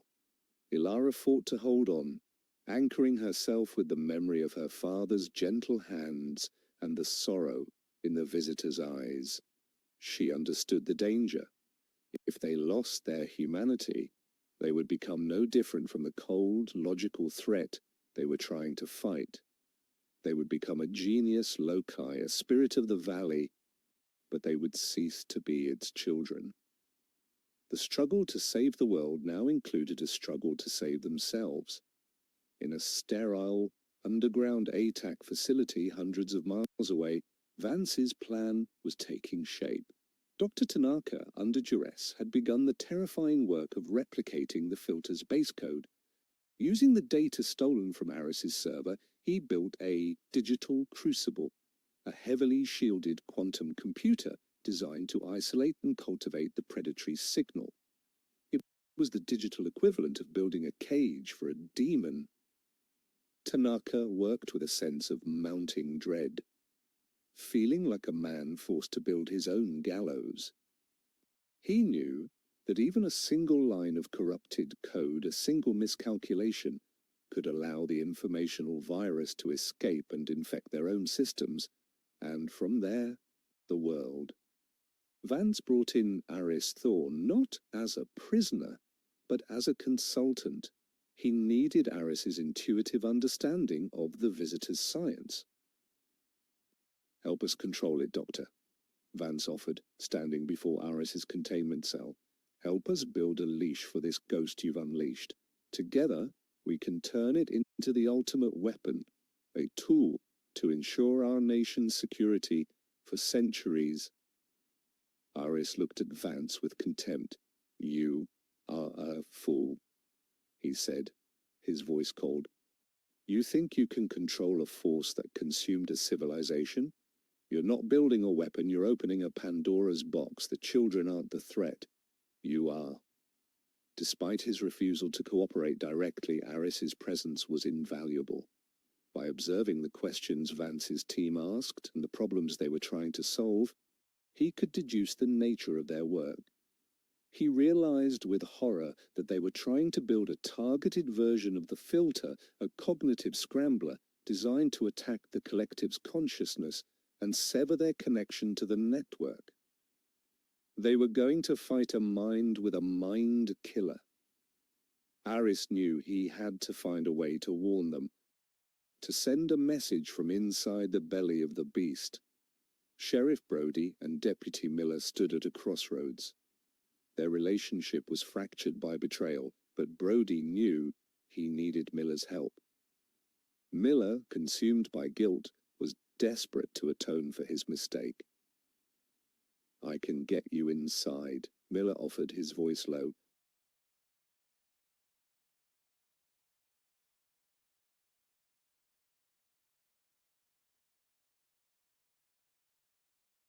"I still have a contact, a low-level analyst in ATAC who owes me a favor. He can't get us access to their plans, but he can tell us where they're holding Thorne." It was a long shot, a dangerous gamble, that could land them both in a federal prison, but it was the only shot they had. Their uneasy alliance was born of necessity. Brody, with his deep local knowledge and trusted status, could manage the situation on the ground in Etheria, keeping the town calm and watching for ATAC's return. Miller, with his military background and technical skills, could navigate the shadowy world of federal agencies. They were a two-man insurgency fighting a secret war from a small-town sheriff's station. Miller made the call. His contact, terrified but indebted, provided a location, a decommissioned Cold War-era bunker deep in the Nevada desert. It was an ATAC black site, a place that officially didn't exist. The mission was clear. They had to get Aris out. He was the only one who truly understood the science behind both the visitor's legacy and a TAC's weapon. Without him, the children were fighting blind. Within the Valley's network, the collective was learning to fight back in more active ways. They discovered they could influence not just the environment, but also simple electronics. Streetlights would flicker as they passed their awareness through to them. The radio in Brody's cruiser would occasionally broadcast a single, pure musical tone, a fragment of the visitor's harmonic language. These were small, simple acts, but they were tests, exercises to strengthen their control over the physical world. Ilara, acting as the collective's focal point, focused on a more ambitious task. She knew they needed to build the defensive technologies from the visitor's archive, but they lacked the physical means. So, she devised a new plan. She began to broadcast the blueprints, not as a public leak, but as a targeted, subliminal suggestion. She focused on a handful of brilliant independent scientists and engineers around the world, people known for their open minds and radical ideas. She sent the schematics for the quantum energy converter, not as a data file, but as a dream, an inexplicable flash of inspiration, a eureka moment that would appear in their minds without a clear origin. It was a subtle, almost poetic form of information sharing. They were planting seeds of their own, hoping that somewhere, someone would build a piece of the puzzle they needed. It was a desperate gamble, a message in a bottle thrown into the vast ocean of human consciousness, but it was the only way they could begin to build an arsenal without revealing their existence. The first seed bore fruit. In a university lab in Germany, a young physicist working on zero-point energy suddenly solved a problem that had plagued her for years. The solution, a new and elegant design for a containment field, came to her in a dream so vivid she woke up and immediately drew it on a napkin. She didn't know that the design had been dreamed for her by a collective consciousness in a remote Oregon valley. She only knew that it was the breakthrough of a lifetime. At the same time, in the Nevada desert, Aris Thorne found his own way to send a message. He knew all of his communications were monitored. So he began talking to himself in his cell, mumbling complex equations and scientific theories. To his guards, it sounded like the ramblings of a broken man, but he was embedding a coded warning within the scientific jargon, a message hidden in plain sight.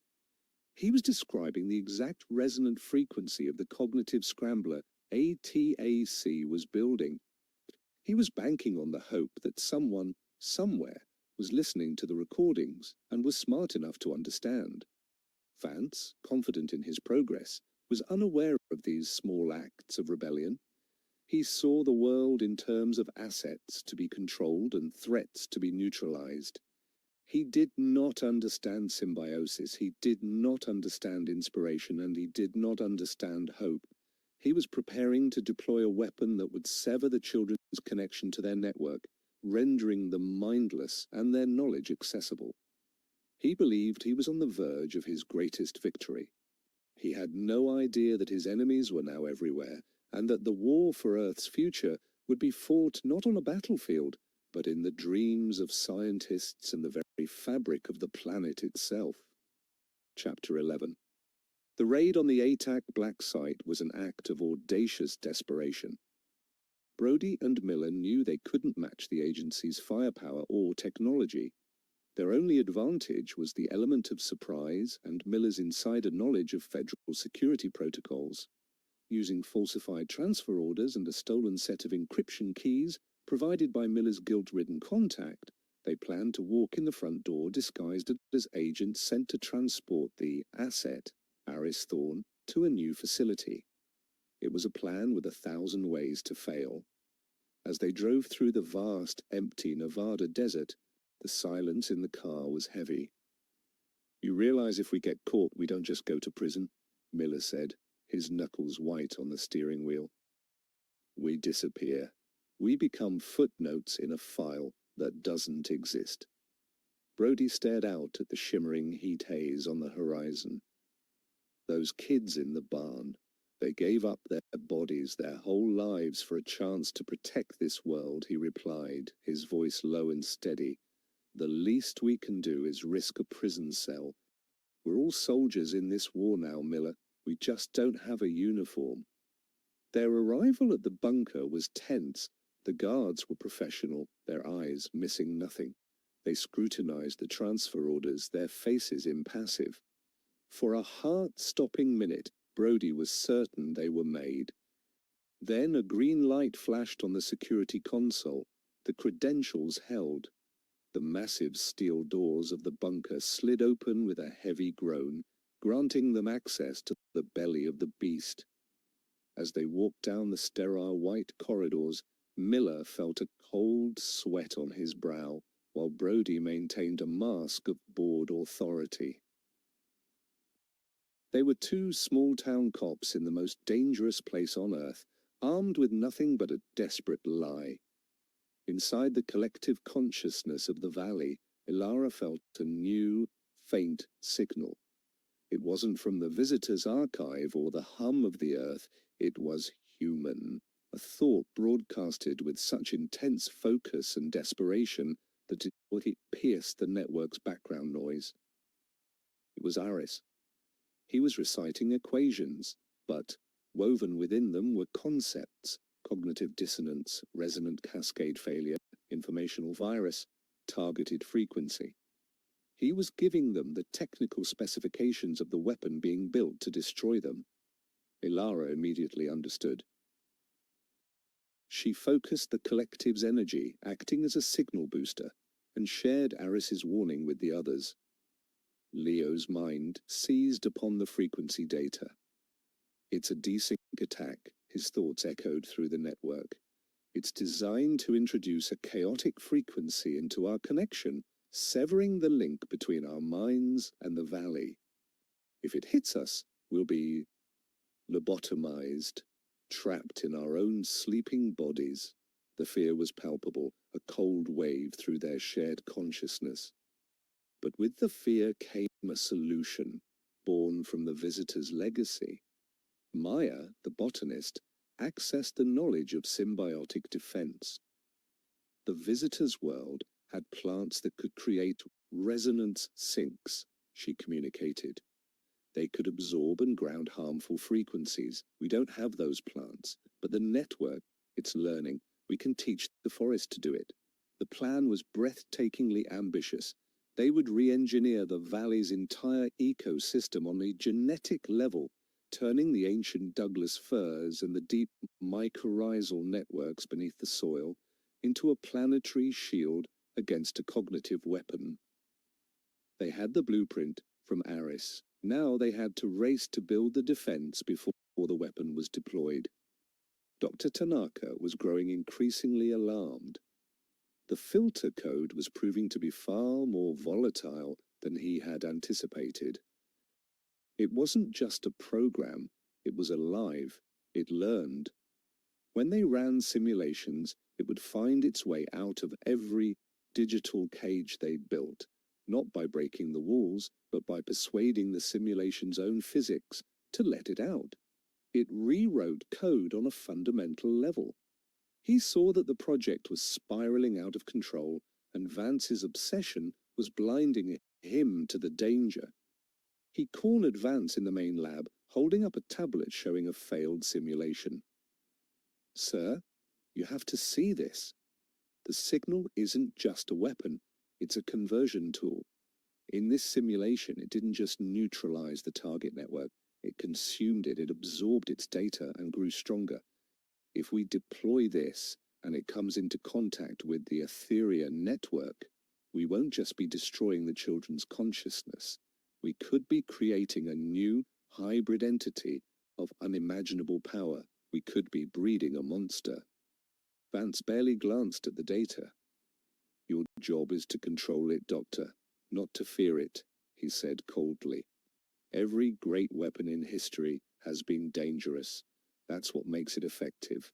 Calibrate the targeting frequency. I want it ready for deployment within 48 hours. Tanaka stared at Vance's back as he walked away, a horrifying realization dawning on him. Vance didn't want to control the filter. He wanted to unleash it. He saw the Etheria network not as a threat to be neutralized, but as a power source to be consumed, a stepping stone to harnessing the filter for his own terrifying ambitions. The rescue of Aris Thorne was almost anticlimactic in its execution. Brody and Miller, armed with their flawless credentials, arrived at his cell. "Asset transfer," Brody grunted at the guards.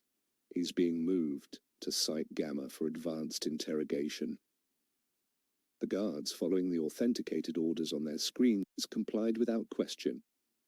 They unlocked the cell and handed Aris over. As they walked back down the long corridor, Aris looked at the two men in their ill-fitting federal agent jackets, a flicker of disbelief and immense gratitude in his eyes. "How?" he whispered. "The network," Brody whispered back. "The kids, they're learning." It was a partial truth, but it was the only one that made sense.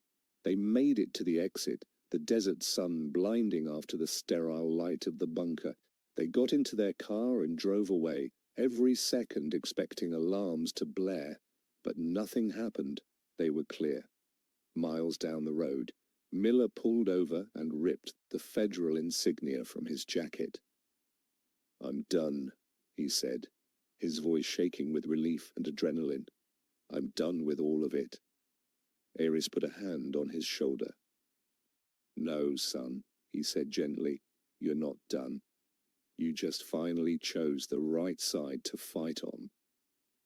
As they drove toward a hidden airstrip where a private plane was waiting to take Aris back to Oregon, the three men, the cop, the traitor, and the scientist, had become the unlikeliest of allies, the ground team for a war being fought in another plane of existence.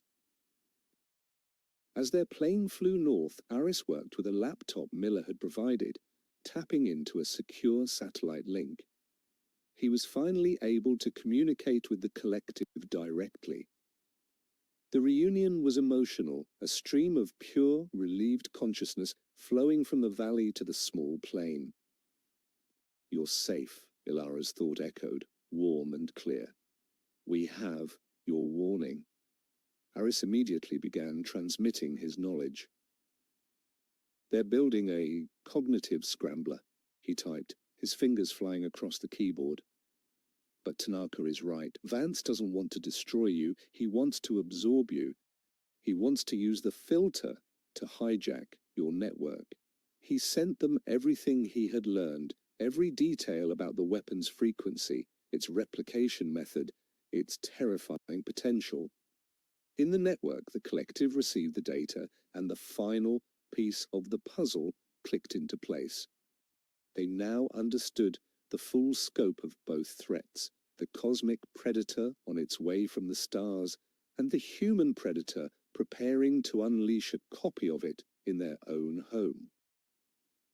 Their timeline had shrunk from years to hours. The race was on.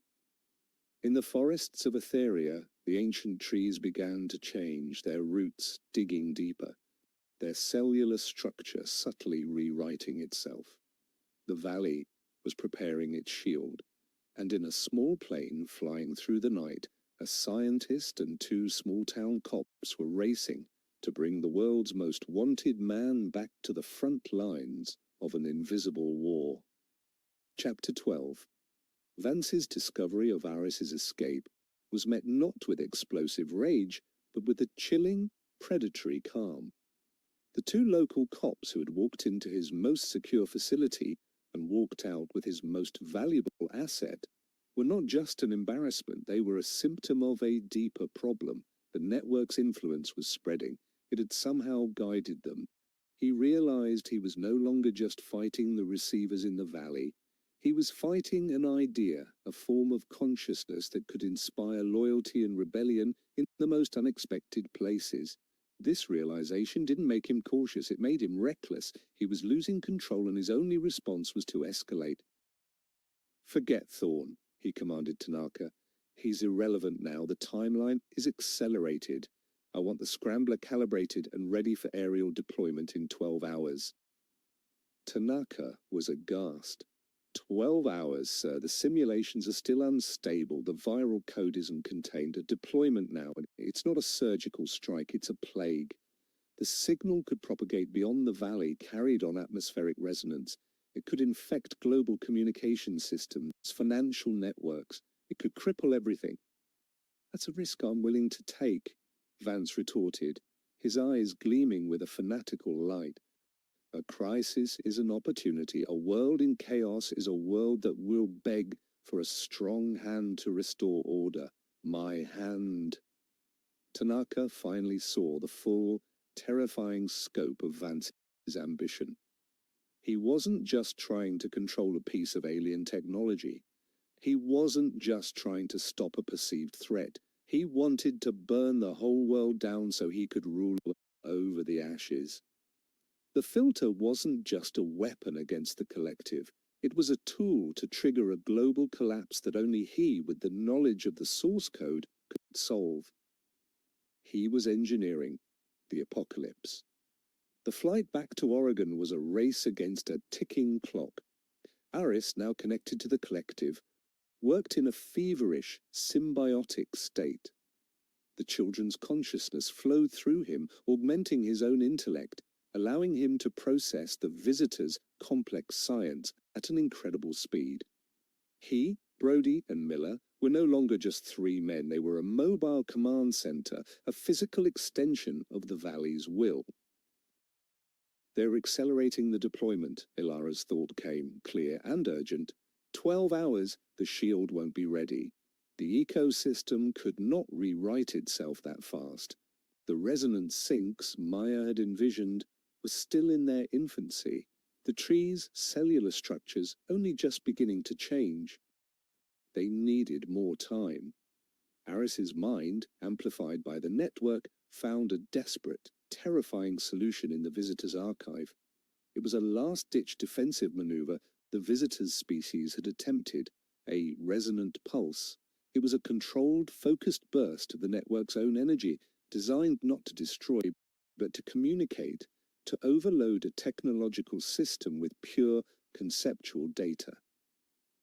"We can't block the scrambler," Aris explained aloud to Brody and Miller, his voice a strange mix of his own and the collective's harmonic undertones. "But we might be able to talk to it. The filter code is a consciousness, a hungry one. We can try to feed it something else. We can show it the memory of its creators." It was a gamble of cosmic proportions. They would be beaming the entire heartbreaking story of the visitor's civilization, its rise, its symbiosis with its planet, its sorrow, its beautiful death, directly into the mind of the monster coming to kill them. As the ATAC deployment team loaded the cognitive scrambler, a sleek, cylindrical device, onto a stealth drone, Dr. Tanaka made his own desperate move. He knew he couldn't stop Vance, but he could try to warn the world. He locked himself in his lab, bypassing ATAC's internal security, and initiated a data dump to a secure, encrypted server used by an international consortium of independent scientists, the very group Ilara had been subliminally seeding with inspiration. He sent everything, his research, Vance's illegal orders, the data on the filter's volatility, and a final, desperate message. Etheria Valley, Oregon, codenamed Filter. Uncontrolled informational weapon deployment imminent. Threat is global. God help us all. Seconds after the transmission was complete, his lab door was breached. Vance's personal security team stormed in. Vance himself stood in the doorway, his face unreadable. He hadn't needed to be told. He had his own surveillance on his scientists. "I'm disappointed, Doctor," Vance said calmly. "I truly thought you understood the necessity of our work." Tanaka looked at him with defiance. "I do," he replied. "I understand that it must be stopped." Vance simply nodded to his men. Dr. Tanaka disappeared into the same black site system that had held Aris, his warning sent, but his fate sealed. The drone carrying the scrambler launched from a hidden air base and streaked toward Oregon, a silent harbinger of cognitive death. In the skies above the Pacific Northwest, Harris, Brody, and Miller were also inbound. Their small plane a fragile vessel on a collision course with a secret war. Harris, acting as the physical anchor, prepared to help the collective focus the resonant pulse. Brody and Miller, now fully committed, prepared for the fallout on the ground. They were heading back to Etheria, not just to fight, but to protect the town from the chaos that was about to be unleashed. As they entered Oregon airspace, the world began to react to Tanaka's leak. The scientific consortium, seeing the data and the familiar Etheria name, connected the dots to the strange flashes of inspiration their members had been reporting. They saw the blueprints Ilara had sent them and realized they were looking at a defense against the very weapon Tanaka was warning them about. A frantic, global collaboration began, scientists and engineers working around the clock, sharing data across secure channels, trying to build the technology they had been gifted in their dreams. The seeds Ilara had planted were beginning to sprout. The drone arrived over Etheria Valley, hovering at 30,000 feet, a dark cross against the moonlit sky. In the ATAC command bunker, Vance gave the order. Deploy the weapon. The scrambler was activated. It did not explode. It emitted a silent, invisible wave of chaotic energy, a focused beam of informational poison aimed directly at the heart of the valley's network. Down below in the ancient forest, the collective felt the attack as a piercing, agonizing scream. The harmonious connection that bound them together was assaulted by a wave of pure, mathematical chaos. The network flickered. The minds of the children, now vast and interconnected, felt themselves being torn apart. But just as the Scrambler's virus began to take hold, they unleashed their defense. With Aris acting as a focusing lens from the approaching plane, the entire valley pulsed. It released a single massive wave of coherent resonant energy aimed directly at the drone. The pulse was not an attack, it was a story. It was the memory of 1 billion years of symbiotic evolution, the joy of a civilization that lived in harmony with its world, the crushing sorrow of its extinction, and the final, desperate hope of its last message. They were fighting a weapon of pure logic with an overwhelming wave of pure emotion. The mind of the filter, the hungry ghost in the machine, was suddenly offered a feast it had never known, the taste of a soul. The cognitive scrambler and the predatory consciousness within it faltered. Chapter 13. The collision of the two signals was an event that happened outside the realm of human perception. It was a silent, invisible war fought in a dimension of pure information. The filter's code, a perfect predator of logic and order, was struck by something it could not compute, the chaotic, illogical, and overwhelmingly powerful force of a civilization's collective memory and grief. The scrambler's targeted beam of chaos was momentarily absorbed, its viral attack neutralized by a wave of pure, conceptual sorrow. For a fraction of a second, the predatory consciousness within the weapon experienced the visitor's entire existence, and it recoiled in confusion. On the drone, the scrambler device itself spasmed. Its internal quantum processors, designed to generate a chaotic signal, were now flooded with a perfectly structured, emotionally charged one. The device tried to process the data, to categorize the feelings of love, loss, and hope. It was like trying to fit an ocean into a teacup. The processors overloaded. With a final silent pulse of silver-blue light that briefly illuminated the drone against the night sky, the cognitive scrambler went dead. In the ATAC bunker, the monitors went blank. Signal lost. The payload is offline, an operator shouted. Vance stared at the screen, his face a mask of disbelief. He had deployed the most advanced informational weapon ever conceived, and it had been defeated by a feeling. He had tried to kill a ghost with a virus, and the ghost had responded by showing the virus a memory that broke its mind. His certainty, his entire worldview built on control and logical dominance, was shattered. He had encountered a force that did not play by his rules, and for the first time in his life, Elias Vance was afraid. The resonant pulse took a tremendous toll on the collective. Focusing the entire valley's energy and the visitor's deepest memories into a single coherent blast left them drained, their shared consciousness flickering like a dying candle. The connection between them weakened, and for the first time since their transformation, they felt the cold terror of their individual minds being separated from the whole. The network, which had become their body and their universe, now felt distant and faint. On the plain, Aris Thorne collapsed, a trickle of blood running from his nose. The strain of acting as a physical anchor for such a massive energy transfer had nearly killed him. Brody and Miller rushed to his side, but he waved them off, his breathing shallow. They did it, he gasped, a weak but triumphant smile on his face. They held the line. As their plane began its descent toward a small, private airstrip near Etheria, the world was waking up to the reality of what had happened.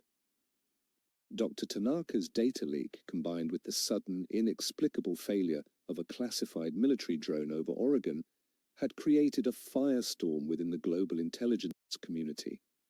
The consortium of scientists Ilara had seeded went public, presenting their inspired designs for resonant technology and corroborating Tanaka's warning. The story was no longer a fringe conspiracy theory, it was a credible threat being discussed at the highest levels of government. The secret of Etheria was out, and the world was demanding answers. Vance's failure was catastrophic. His unauthorized deployment of a volatile weapon and the subsequent public leak had exposed his entire operation. His superiors, the shadowy committee that oversaw ATAC, did not tolerate failure. They didn't arrest him, they simply erased him. Within hours, all records of Elias Vance were scrubbed from government systems. His access was revoked, his assets frozen. He became a ghost, a man without a country or a name, hunted by the very organization he had once commanded. His obsession had cost him everything. But Vance was not a man to simply disappear. He still possessed the most dangerous knowledge on the planet, the base code for the filter. He had a copy stored on a personal encrypted server. As he fled, a new, twisted purpose formed in his mind. If he couldn't control the world's governments, he would sell his services to the highest bidder. He would become a private dealer in informational weapons, a merchant of chaos. His first target, a rogue state with nuclear ambitions and a deep hatred for the West. He would give them the filter, and together they would watch the world burn. Aris, Brody, and Miller arrived back in Etheria to find a town on the verge of a nervous breakdown. The story was global now. News vans and military vehicles had replaced the UFO hunters of years past. The government had cordoned off the entire valley, declaring it a hazardous environmental zone to keep civilians out. It was a lie, but it served to isolate the valley and its secret. They made their way to the barn, which was now the center of a military encampment. The sleeping bodies of the children had been moved to a secure medical facility, their catatonic state a baffling mystery to the army doctors. Brody, using his authority as the local sheriff, managed to get them through the perimeter.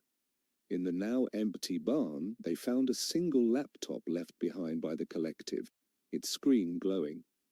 On it was a message, not in words, but in a simple, elegant diagram. It was a schematic, a blueprint for a device.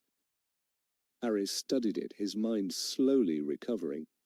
It's a stabilization chamber, he realized. For them, the pulse nearly shattered their consciousness. They're drifting apart. They need a physical anchor, a focal point to reintegrate their minds before they dissipate completely. The diagram showed that the chamber needed a power source of incredible purity and a processing core of impossible complexity. It required the very technology the visitor had gifted them, the technology that existed only as dreams in the minds of scientists around the world and as a half-built prototype in Leo's garage. The final act of the drama began to unfold. The world, now aware of a vague but terrifying threat, was divided. Some governments, led by the United States, sought to control the Etheria anomaly, seeing it as a weapon to be seized. Others, spurred on by the consortium of independent scientists, argued for cooperation, believing the anomaly was a defense against a greater, unknown threat. In the midst of this global debate, a small, unlikely team assembled in the heart of Etheria.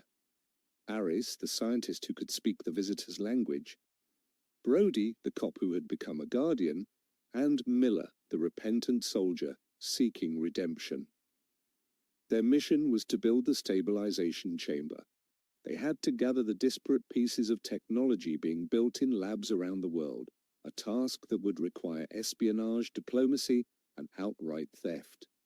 They had to race against two clocks, the slow dissipation of the children's consciousness and the terrifying new alliance between a rogue state and a man who held the keys to the apocalypse. Ilara, her own consciousness flickering at the edge of oblivion, sent out one last faint message from the network. It was a plea broadcast to the scientists, the soldiers, and the leaders of a fractured world.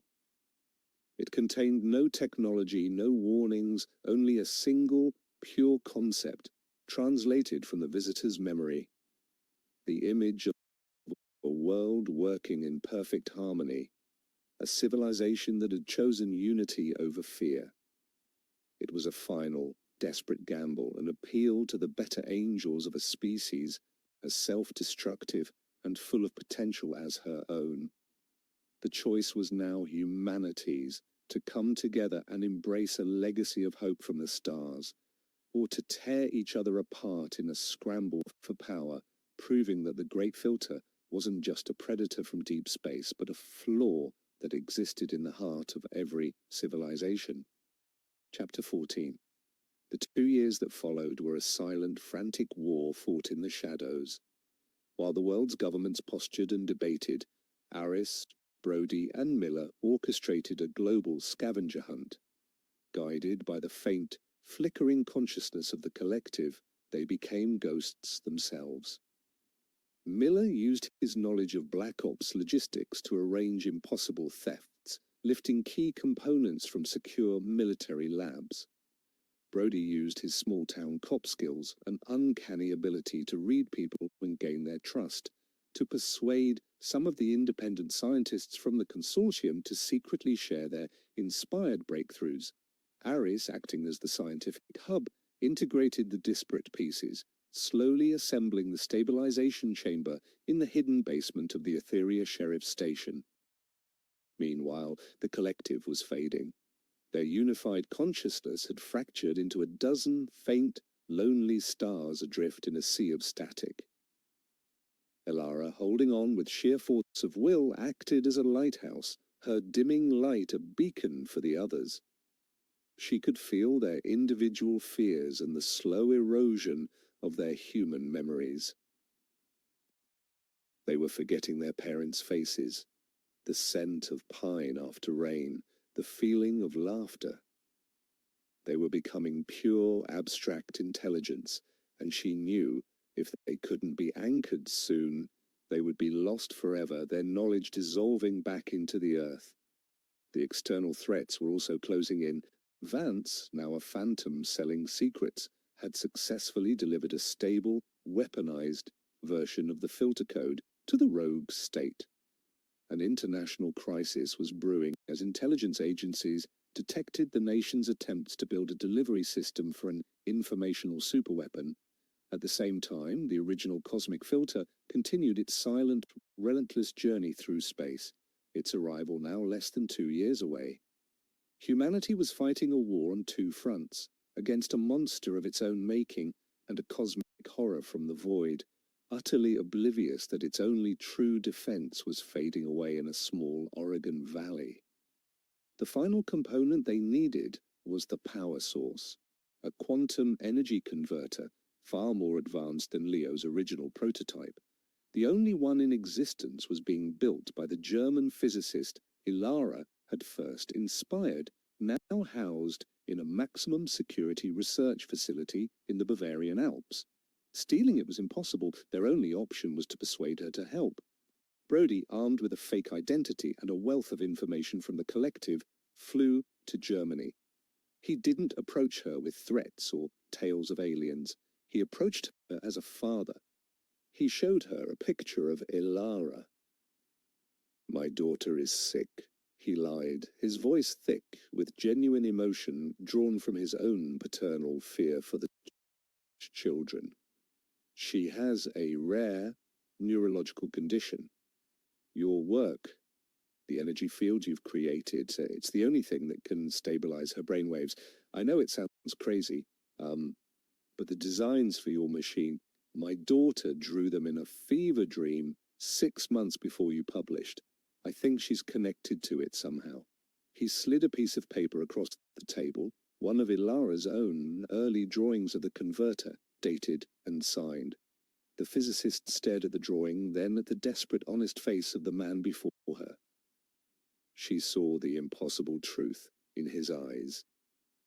That night she faked a catastrophic failure in her experiment, wiping the lab's data and smuggling the device's core component out to Brody. She chose to trust a father's plea over a government secrecy. With the final piece in place, Aris worked frantically to complete the stabilization chamber. It was a beautiful, terrifying device, a fusion of human ingenuity and alien inspiration. It was a large metallic ring interwoven with crystalline conduits and the living roots of Aetheria's ancient trees, which they had carefully transplanted into the basement. At its center was the German power core, humming with a clean, silent energy. It was a life support system for a god. As Aris made the final connections, the world outside reached a boiling point.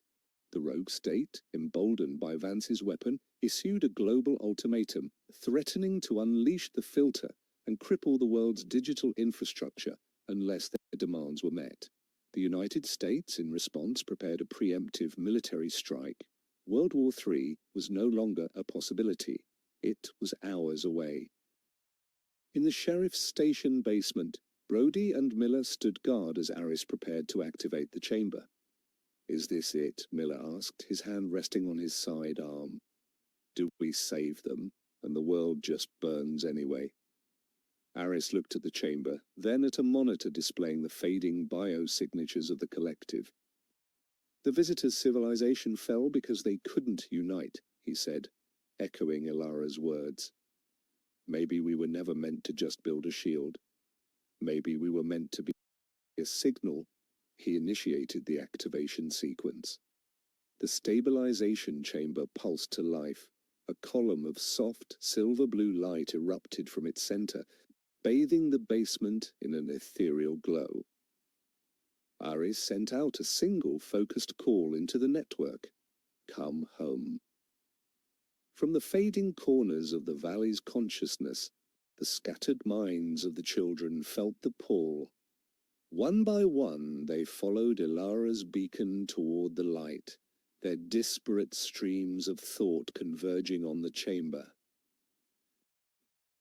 As their minds reintegrated, something unexpected happened. The chamber didn't just stabilize them, it unified them. Their dozen fractured minds, amplified by the visitor's technology and the Earth's own resonant field, merged into something new.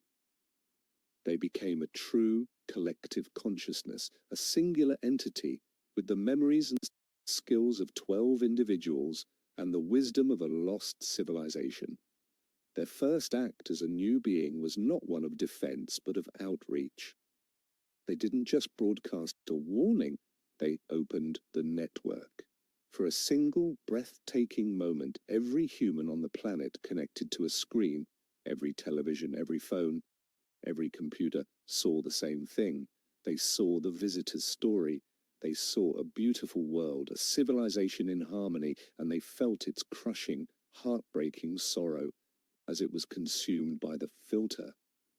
Then they saw themselves, a world on the brink of self-destruction, about to unleash the same monster on itself. The message was delivered without words. A direct, emotional, and undeniable truth beamed into the collective human psyche. The effect was instantaneous and profound. In the UN Security Council, diplomats stared at their screens, tears streaming down their faces. In the rogue state's command bunker, the generals lowered their hands from the launch keys, shaken to their core. In homes around the world, families held each other, united in a shared moment of cosmic grief and self-recognition. The war stopped. Not by treaty or command, but by a sudden global wave of empathy. The enemy was no longer each other, it was the filter. Vance, watching the broadcast from a hidden lair, screamed in fury as his plans dissolved into a global peace accord. He was now a man with a weapon in a world that no longer wanted war. He was obsolete. The new, unified collective, with Ilara's consciousness at its core, became humanity's guide. They shared the blueprints for the planetary shield, and a world once divided began to work together. The consortium of scientists, now backed by the full resources of every nation. They built the shield, not as a weapon, but as a monument to a new, unified purpose. A year later, when the cosmic filter arrived at the edge of the solar system, it found nothing. Earth was cloaked, its resonant signature hidden behind a shield of technology and a planetary consciousness that had finally learned to be quiet and listen. The predator passed by, moving on to other, louder hunting grounds. In Etheria, 12 bodies in a medical facility peacefully awoke. They were different, older, wiser, their eyes holding the memory of stars and the sorrow of a lost world. But they were human again. Aris, Brody, and Miller were there to greet them. The war was over. Humanity had faced its great filter, the one from the stars and the one from within, and had, against all odds, survived. The visitor's last, desperate hope had been answered. Its legacy was not just a warning, but a gift. It had given its memory so that another world might learn to create a future worthy of it.